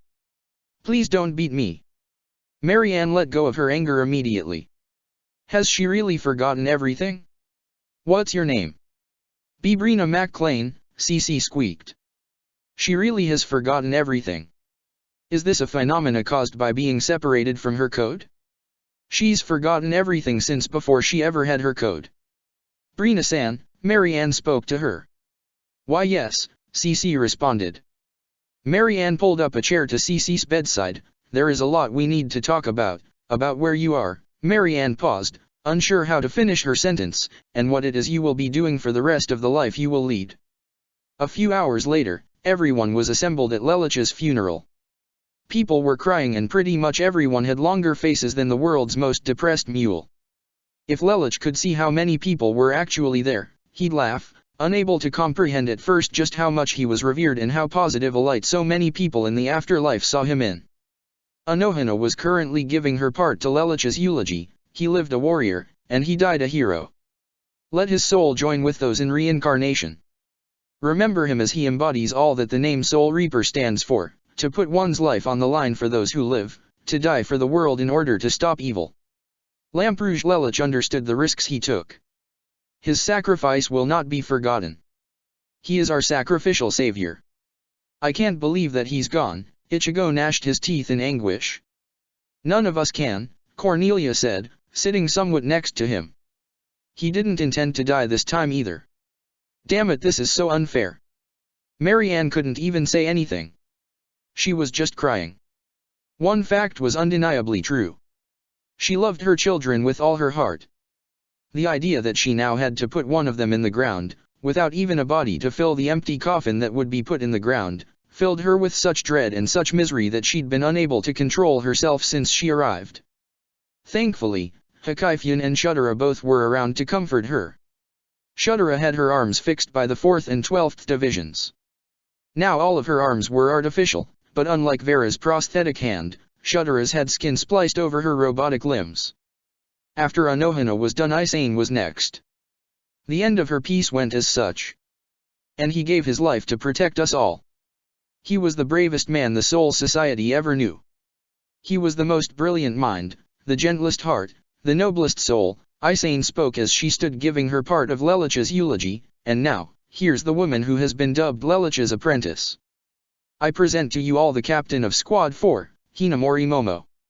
Stefan's funeral had been 2 days earlier. Clovis had insisted that he have more time to prepare, not to mention that with most of Squad 2 grieving for their lost captain, it would be rude for Lelich, whose soul touched more hearts than the green-haired stealth commander, to steal Stefan's thunder by being the first one laid to rest. Of course, Stefan didn't have as nearly as big a turnout as Lelich.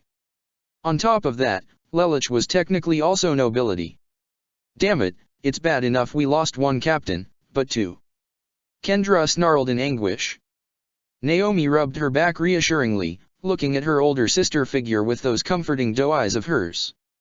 Kendra hugged her and brought her closer to her, whereupon Naomi hugged Kendra too, to provide better comfort to the 2nd Division captain. Momo finally up to the podium. Friends and neighbors, sheltered souls, those of you who have known Lamperouge Sensei intimately, I am here to declare that Lelich's dream will continue on through me. I will continue to serve the Soul Society as my sensei wanted. His dream will not die. Lamperouge Sensei entrusted me with the decision to carry out his will if he could no longer be here with us. I am the next Zero. The legacy of Zero must always be carried out, and I am the one he has chosen to continue the legacy he left behind.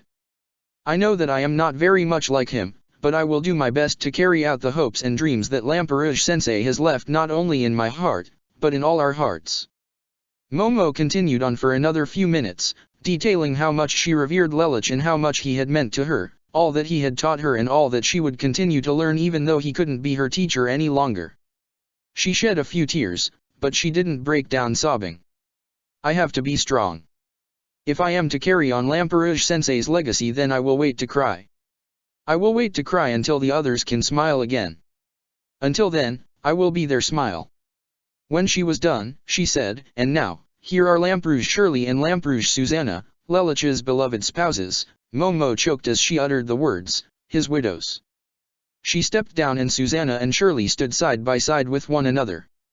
They had written a speech together because both knew they wouldn't be able to finish 2 separate speeches on their own without moral support. I was the first one who met Lulu in his life. Shirley spoke directly into the microphone. He always looked like he was bored, but behind his vacant expression there was a man who was always thinking and dreaming about the future, a man who wanted the world to be a better place. Shirley began recanting the first time she became interested in Lelich, how he had attached a rather rude man's wrecked car to a truck that was stopped at a red light in front of it and then got back in the passenger attachment to Rivalt's motorbike with the same bored look on his face. Lulu didn't laugh much, and he never had very good motivation in school, but he always seemed like the person you could depend on when there was trouble. He was a person that, if he let you in, you knew. Shirley began to cry, you knew you could trust him. Shirley buried her face in her hands as Susanna put her arm around her and began to speak. Lelich Dono was my teacher at the academy when I first met him. He was a good instructor, very fair, and he could sniff out a cheater like a bloodhound. He was.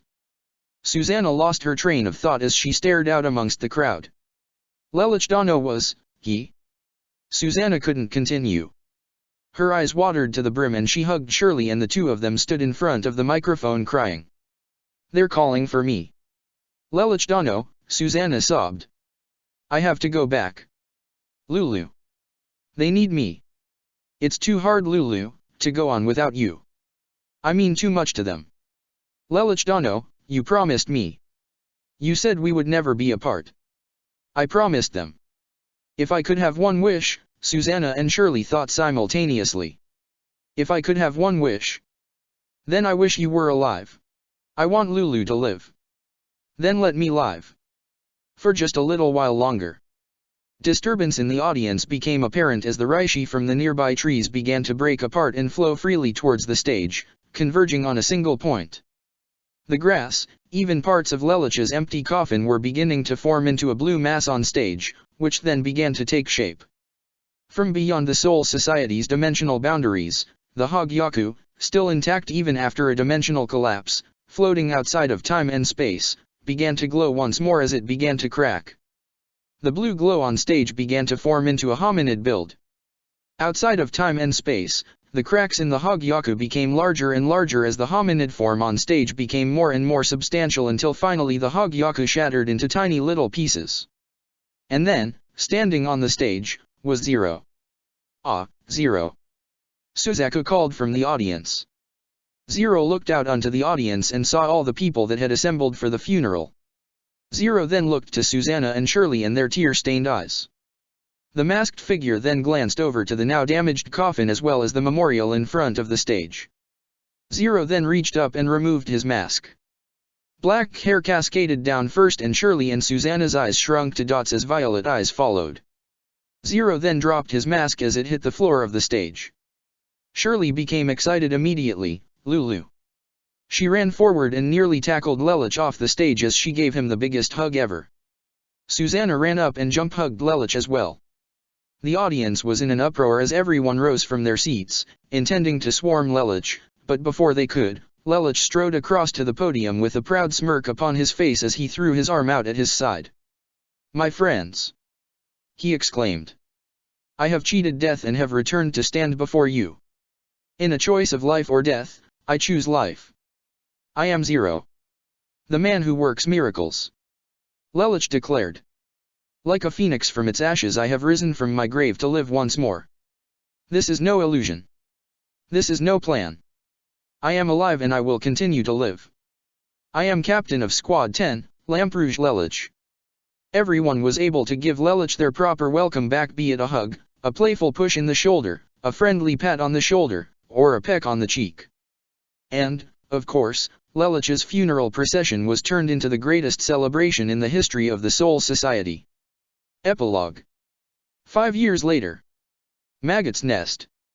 In the years that followed, the Soul Society and the world of the living continued to get back on its feet. And with the year now being 2026, it was like nothing had ever happened. Of course Aizen was now never going to escape and Kazumi, the Soul Society's former enemy, was now one of its fiercest protectors, but other than that, things were rather ordinary. Orium had given birth to a healthy baby girl and she and Ichigo named her Masaki. She was growing up to look just like her grandmother, or so said her grandfather, Ishine. Ichigo's career as a police chief soon got him promoted to be on the lower branches of national security. He still lived in Karakura town, but now he had authority of the whole Tokyo prefecture. At present though, a few changes were occurring in society, both in the living world and in the Soul Society. Lelich, after receiving a letter from Naomi in the mail, made his way to Division 2 whereupon she escorted him to the Maggot's Nest to oversee the release of a prisoner. Lelich knew this day would come and he had been dreading it for a while, unsure how to handle what was to come. There had been an incident in the Maggot's Nest and with Cece's memory still on the fritz, Lelich thought it best to let Mao stay locked up for another couple of years. However, it seemed that he could delay the inevitable no longer. Mao was to be released from the Maggot's Nest. He was considered to be not a threat. Lelich walked down the hallway to Mao's cell whereupon the young man sat. When he saw Lelich standing in front of him he snapped, "What do you want?" "I'm here to release you," Lelich spoke calmly and seriously. "I'm escorting you out of here and if you want to be allowed to roam in society you need to be on your best behavior. You may have convinced your warden that you're not a threat, but I am not convinced, do you understand?" "I understand," Mao said after he took a deep breath. Lelich opened his cage and grabbed Mao's upper arm, he then pushed Mao in front of him with the back of his hand by Mao's neck and one arm wrapped around Mao's back to make sure Mao didn't try anything funny. They walked like this until they were far out into civilization and nearing Lelich's division's grounds. "I'm going to let go of you," Lelich said to him, "but until I say otherwise you are still under my watch. Try anything funny and I will gun you down on the spot, understood?" "Yes," Mao answered. Lelich let go of Mao and let the man walk a few steps on his own. Lelich took a few steps to his left. I'm going to take you to see someone, follow me. Mao did so without question. Lelich led him to the academy grounds, whereupon he spotted a young woman with lime green hair and yellow eyes. She was carrying an armful of books and running down the street until she tripped over a rock and went tumbling to the ground. She then began to pick up her books. Cici. It's my angel. She's all right. Mao went to run at her, but Lelich grabbed his collar. Mao, she is not as you remember her. She doesn't remember you, me, or even my mother. During the final conflict with Aizen, she was critically injured. Mao looked at Lelich, who was looking away from him, and Cici. He saw the anguish in Lelich's face. The only chance I had to ensure her survival was to turn her into a Soul Reaper, but as a result she lost her memory. Diagnostics have no idea if it'll ever return. So, before you go running off to her, understand that she is not the woman you remember. She's a fragile little girl now. She's clumsy, skittish, and she's politer than maid. She only goes by her real name too now, Brina McClane. To her, the name Cici does not exist. If you're going to go anywhere close her from now on, you have to understand. Lelich then let go of Mao and the young man rubbed his sore neck. Mao looked at the love of his life as she continued to run down the open field right into his and Lelich's direct line of sight until she reached the shade of a tree. She then sat down and opened a book she was carrying along with a notebook that she began scribbling in. For 5 years she has served me in my division. She's my 14th seat. I'm going to wait here. Go to her, I know you want to. Mao cautiously approached Cici. He wasn't sure if he could get used to the sudden changes of her he had observed and heard from Lelich, but he would do his best. Cici was his angel. She promised him he could see her again, but Cici was no longer around. Her true self, Brina McClane, was all that remained within her as far as anyone knew. Excuse me, Mao said when he was within speaking distance. Brina nearly popped out of her robe at the sudden calling of her name. I am sorry, did I startle you?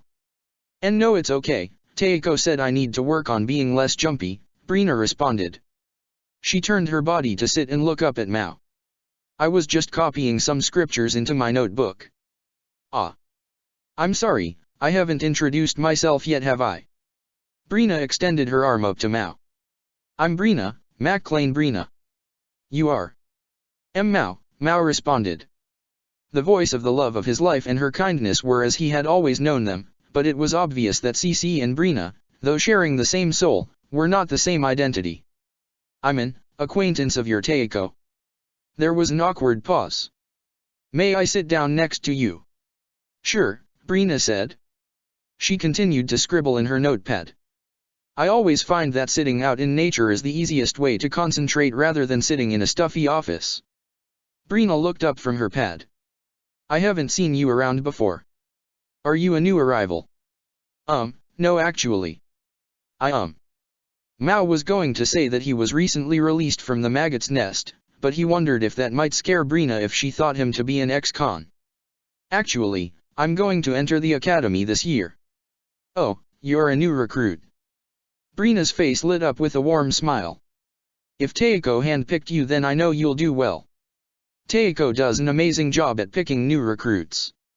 Well, he didn't exactly pick me, but... Mao scratched his head. Still, it's always a pleasure to meet someone who's going to be my Koi soon. I've made a lot of good friends during my 5 years here in the Godai 13. Brina rubbed her head as she looked up. My memory is really fuzzy from anything past 5 years ago though regarding my time in the Soul Society. She smiled bubbly. But Teiko and his family take really good care of me, so I'm really alright. I was so used to being someone's servant that I was surprised that I could be free. It took me about a year to be so open and friendly. Mao smiled. She looks so happy. Even when we were together she was never so joyous. Cici, my angel. Well, then how about we start off as friends, you and me? Sure, Brina extended her hand for Mao to shake it. Who knows, since I'm a high enough rank now, maybe Teiko will make me a teacher for one of your classes. I'd like that, Mao told her.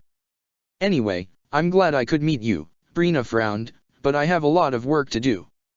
Teiko gets fussy even at Matsumoto Onisama when she doesn't do her work. Brina's relationship with Ranjika was one Lelich wished was non-existent to some degree. Ranjika had Brina looking up to her like a big sister, but she was teaching the girl all the wrong habits. Thankfully Brina was too sweet to pick up on Ranjika's binge drinking and work skipping. Ranjika's idea was that maybe if she had enough fun that Brina could remember who she was as CC. Momo's verdict was though that if there was any chance that CC could come back that it would take time and it wouldn't be good to rush things.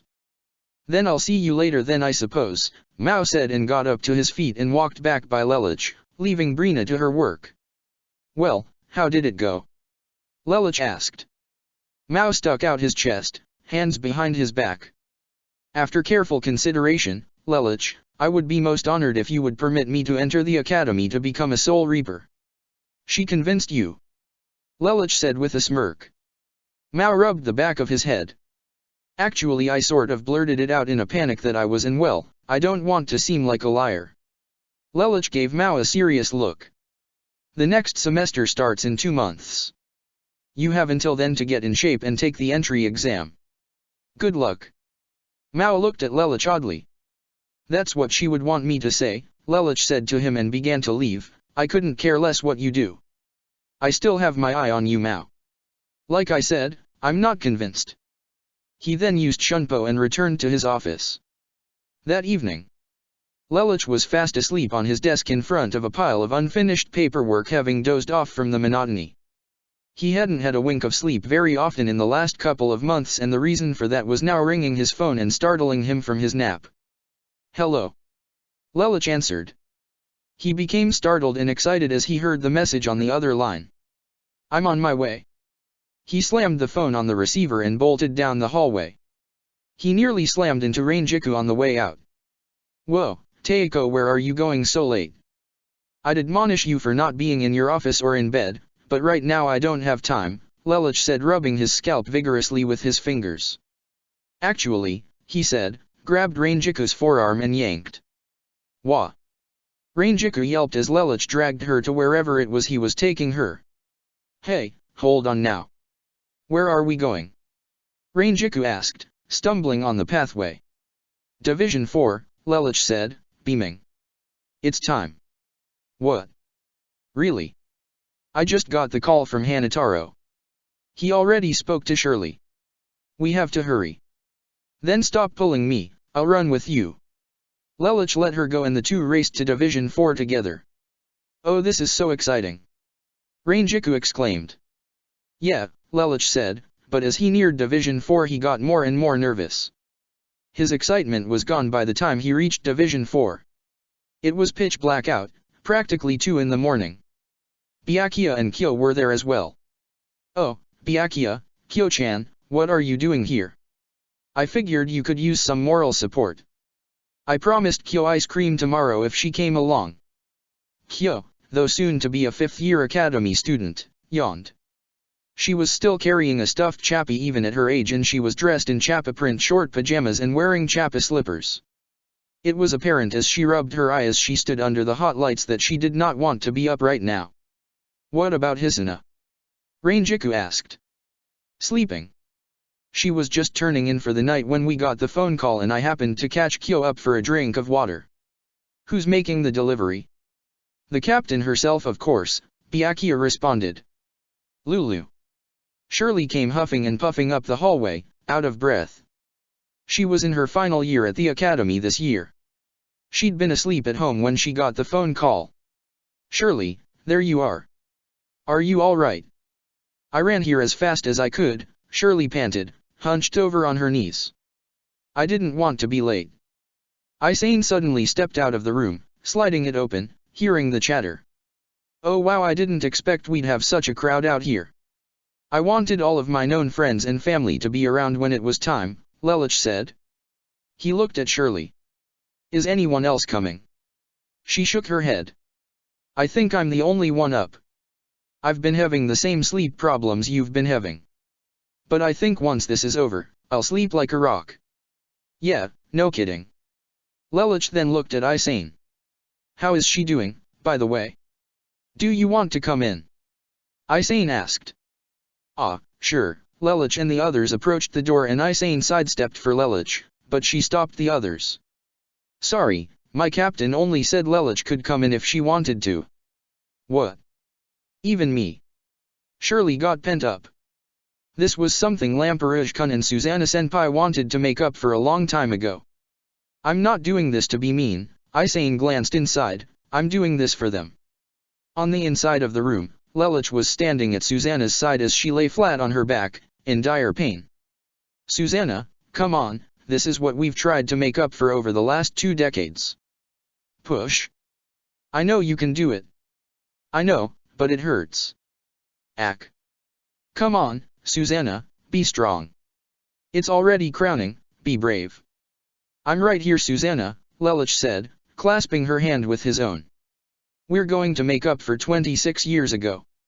I'm not leaving you alone when you need me now more than ever, so don't you quit on me either. I'm trying, Susanna said with tremendous effort as another contraction hit her body. Ow! She howled. Lelich squeezed her hand a little harder. I'm right here, he repeated, just concentrate. I know you can do it, Susanna. You're strong. You can do this. Make our dream a reality. Susanna panted and clenched her pelvic muscles to squeeze the child out between her legs. It was a child that had been growing in her for 9 months.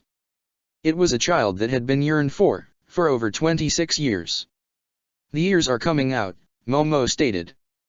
Ah. I can almost see the entire head. You hear that, Susanna? Lelich said with anxious excitement. You're almost done. Just a little bit more. I can't, Susanna groaned. Yes you can, Lelich told her. This is what you wanted before I wanted it with you. I won't let your dream shatter before your eyes. Now push. I order you to push. That's good, Susanna, Momo told her. I've almost got it. With one last forceful clench and push, Susanna finally got her baby out of her body and the cry of birth was finally heard. Momo cleaned it off and then handed the bundle to Susanna. Hanataro, who was in on the delivery, passed out on the floor. Isane escorted him out on a gurney. It's a girl, Momo told the 7th Division Fukotaiko. Lelich and Susanna looked down at their little girl. She had black hair like Lelich's and warm eyes like the glow at sunset, a perfect blend of red and purple. She stopped crying as she looked at her parents, Susanna sitting up in bed and Lelich hunched over the bed to see the life he had brought into the world. The baby's little arms were scrunched up by its face as it blinked with its precious, doe eyes up at her parents. Did you pick out a name? Susanna asked. I did, Lelich answered. Her name is Cynthia. Why Cynthia? Susanna asked. Because her middle name will be Caroline. CC, Susanna said the initials. Yeah, Lelich said. You can come in now, Isane called to outside. Byakuya, Rangiku, Shirley, and Kyo entered into the room. Oh, she's adorable, Rangiku cooed. Susanna, Shirley extended her arms to Susanna to request that she hold her. What did you name her, Lulu? Cynthia, he said, Cynthia Caroline Lamperouge. That's such a nice name, Shirley said, bouncing the little girl in her arms.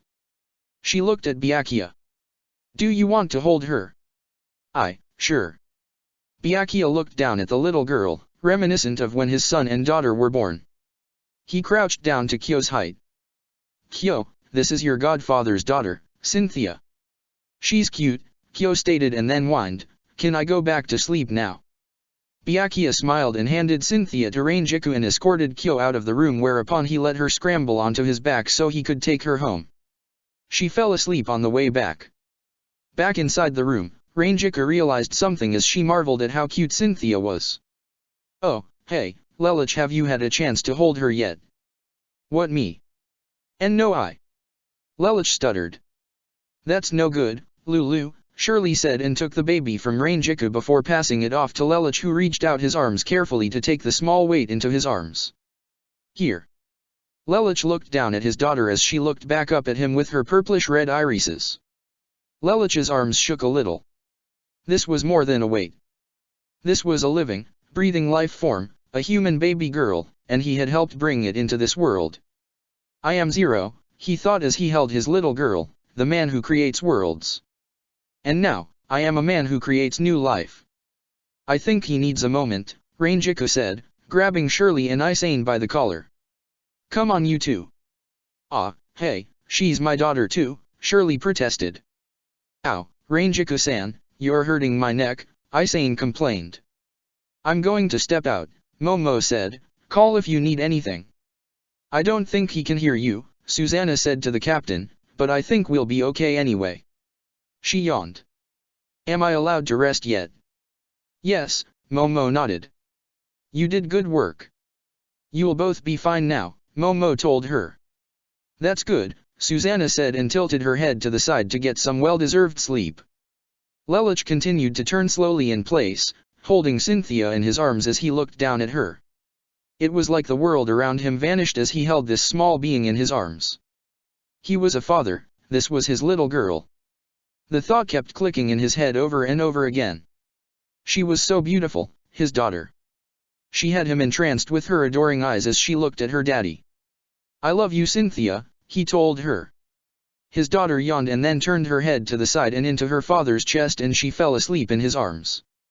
Lelich sat down in his chair and simply waited for time to move on because right now he couldn't move from the bliss he was feeling at that very moment. Karakura Town. 9 p.m. Okay you little mischief maker, Ichigo chuckled as he carried his playfully struggling daughter under his arm. He then grabbed her under both her shoulders, whirled her around and playfully, if but forcefully, placed the giggling kindergartner on her bed. She was laughing. Again. Again. She clapped her hands. No, not again, Ichigo sighed with exhaustion, Daddy's tired and so is Mommy. Go to sleep please, okay. Okay, the 5-year-old said and all by herself crawled under her sheets and into her bed. Ichigo went over to the door to shut the light off, but before he left, his daughter called out to him, Daddy. Yes, Masaki, he looked back at her, finger on the light switch. I love you, she said.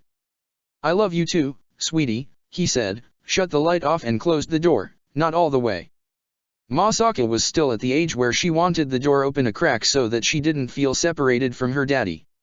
It wasn't the dark she was afraid of, it was a slight remnant of separation anxiety, and to Masaki, she knew her daddy would beat up the bad people that would try to hurt her. As Ichigo made his way downstairs to watch the evening news he heard Orium on the phone. Oh wow, really? That's wonderful. We'll have to check our schedule and come by sometime. Right, of course, thanks Rangiku-san, bye-bye. Orium hung up the receiver. Huh? What did Rangiku-san want? Ichigo asked. Orium was euphoric, she was calling from Division 4. Susanna just had the baby. Everything's fine. That's great, he said with a joyful tone and then walked over to the recliner and crashed in it. Ugh, he said, palming his face. Being a parent is rough. Orium laughed. Did Masaki-chan tire you out again? Ichigo moaned through his hands. Orium giggled. What say we call it a night then and watch a movie then? Fine, but I'm picking this time. After a rough day at work and playing tag, I deserve at least that. Orium just laughed. New Pendragon, Britannia. 8 a.m. I see. That's good to hear. I'll be sure to let Nunnally know, Cornelia said as she spoke with Shirley on the other end. She smirked after hearing what the redhead had to say. I think a little chaos will be good for him, finally something the great Lelich can't plan around or control. Shirley laughed and then asked when Cornelia and Nunnally would be coming by to see their niece. You know as well as I do that scheduling conflicts need to be taken into account. Unless Schneeisel or Kurugi can make up some sort of excuse for 5 hours, we might not be able to make it until Susanna's long out of the hospital. Give my best to Euphemia. Cornelia listened to the response. Yes, of course things are rather well on this end. Thanks, see you soon too, bye. Cornelia hung up and then went to go meet Nunnally in the car. The phone had rang just as the duo was leaving the house to go to an office meeting. There was to be a private inauguration ceremony for a new member of the Knight of the Round. As Cornelia stepped into the limo, she sat next to the 100th Empress, age 23, and told her the good news. Oh, I'm so happy. What did they name her? Your niece's name is Cynthia Caroline Lamperouge, Cornelia told her. That's such a nice name, Nunnally responded.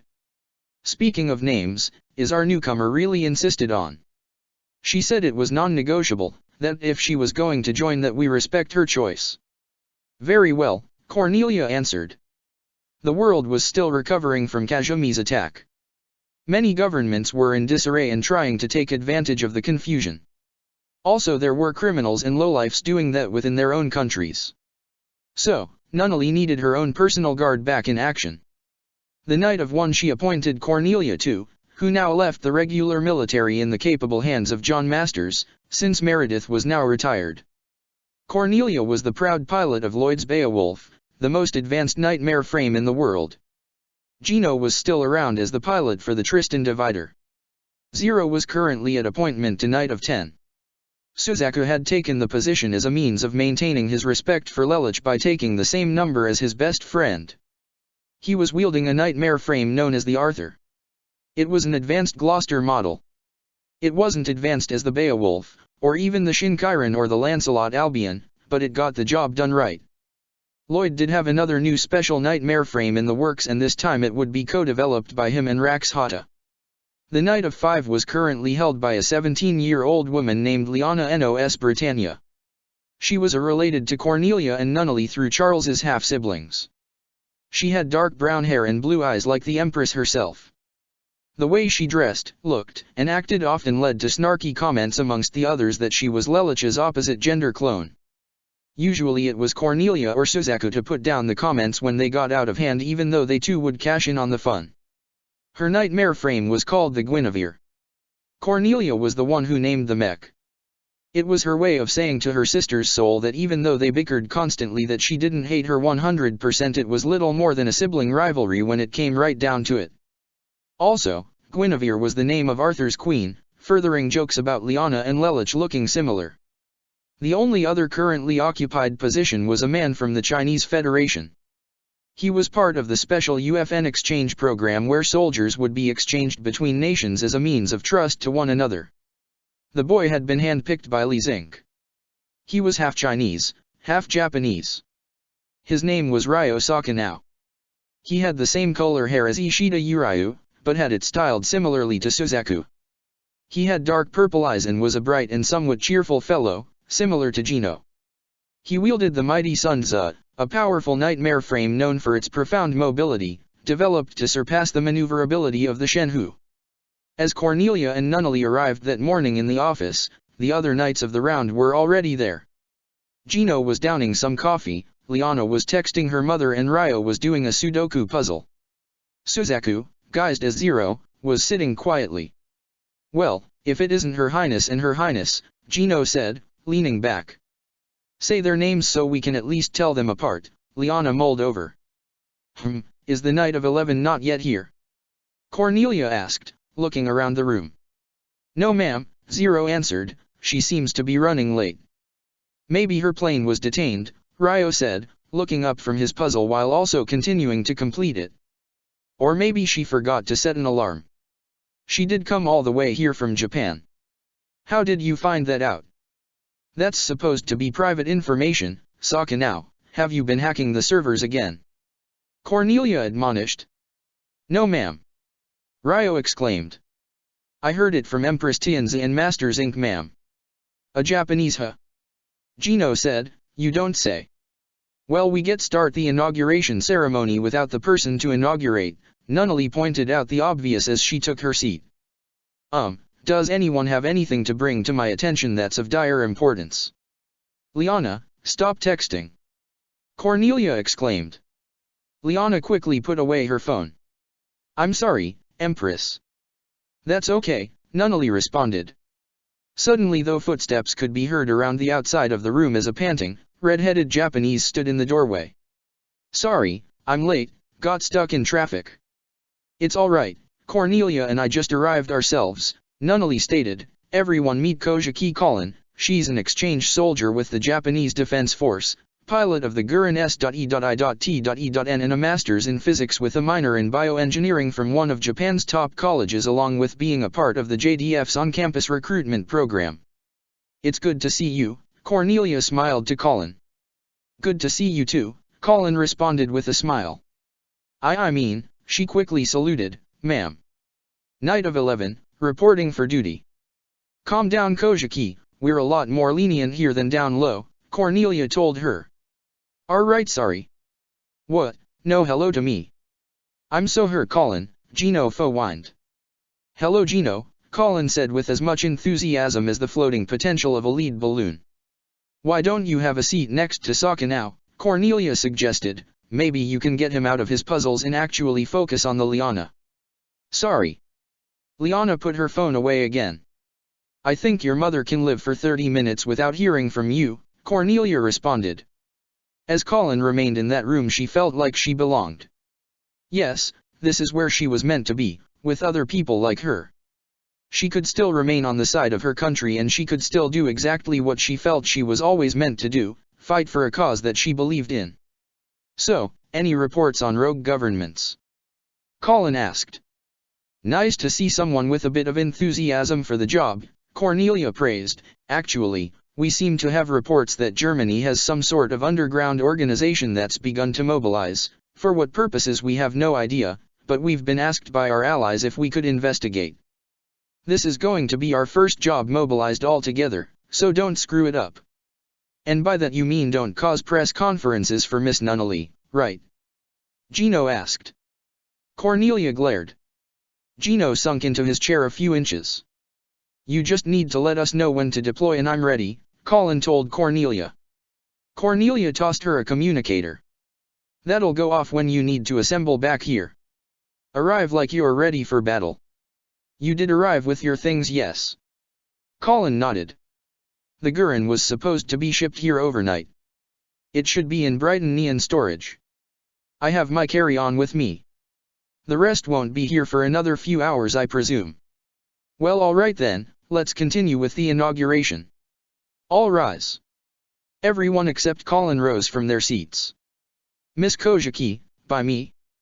Colin walked up to Cornelia as she grabbed an ornamental sword, still in its sheath, and Nunnally gestured for Colin to kneel. By order of Her Majesty, Nunnally 6 Britannia, 100th Empress of the Holy Britannia Empire, I hereby dub thee, Knight of 11. Cornelia tapped the sword to both of Colin's shoulders. From this moment forward you live to serve and protect Her Majesty and fight for this country. Do you understand the duties before you? I do. Do you swear loyalty to your Empress? I swear it. Colin exclaimed fiercely. Then rise now and know that you are now a knight of the. Cornelia's pager began to go off at the worst opportune moment. Oh perfect. Colin noticed Zero beginning to rise from his seat. What's going on? Problems from the other side and we're being called to action. Colin, Zero, let's go. Whoa, hey, why does she get to go? Gino complained. Because I said so, got a problem with that, Weinberg. And no ma'am. Good, Cornelia stated as she, Colin and Suzaku made their way out into the open and to the source of the signal. It's a nest, Cornelia stated, 5A class, 1 Julian, 4B class, 3 run-of-the-mill. You two ready? Colin and Suzaku nodded as the hollows began to pour through from the other side. Right then, Cornelia turned her old Gloucester key like she was putting it in ignition. Nightmare Ender. Suzaku grabbed at his brooch. Knight of Honor.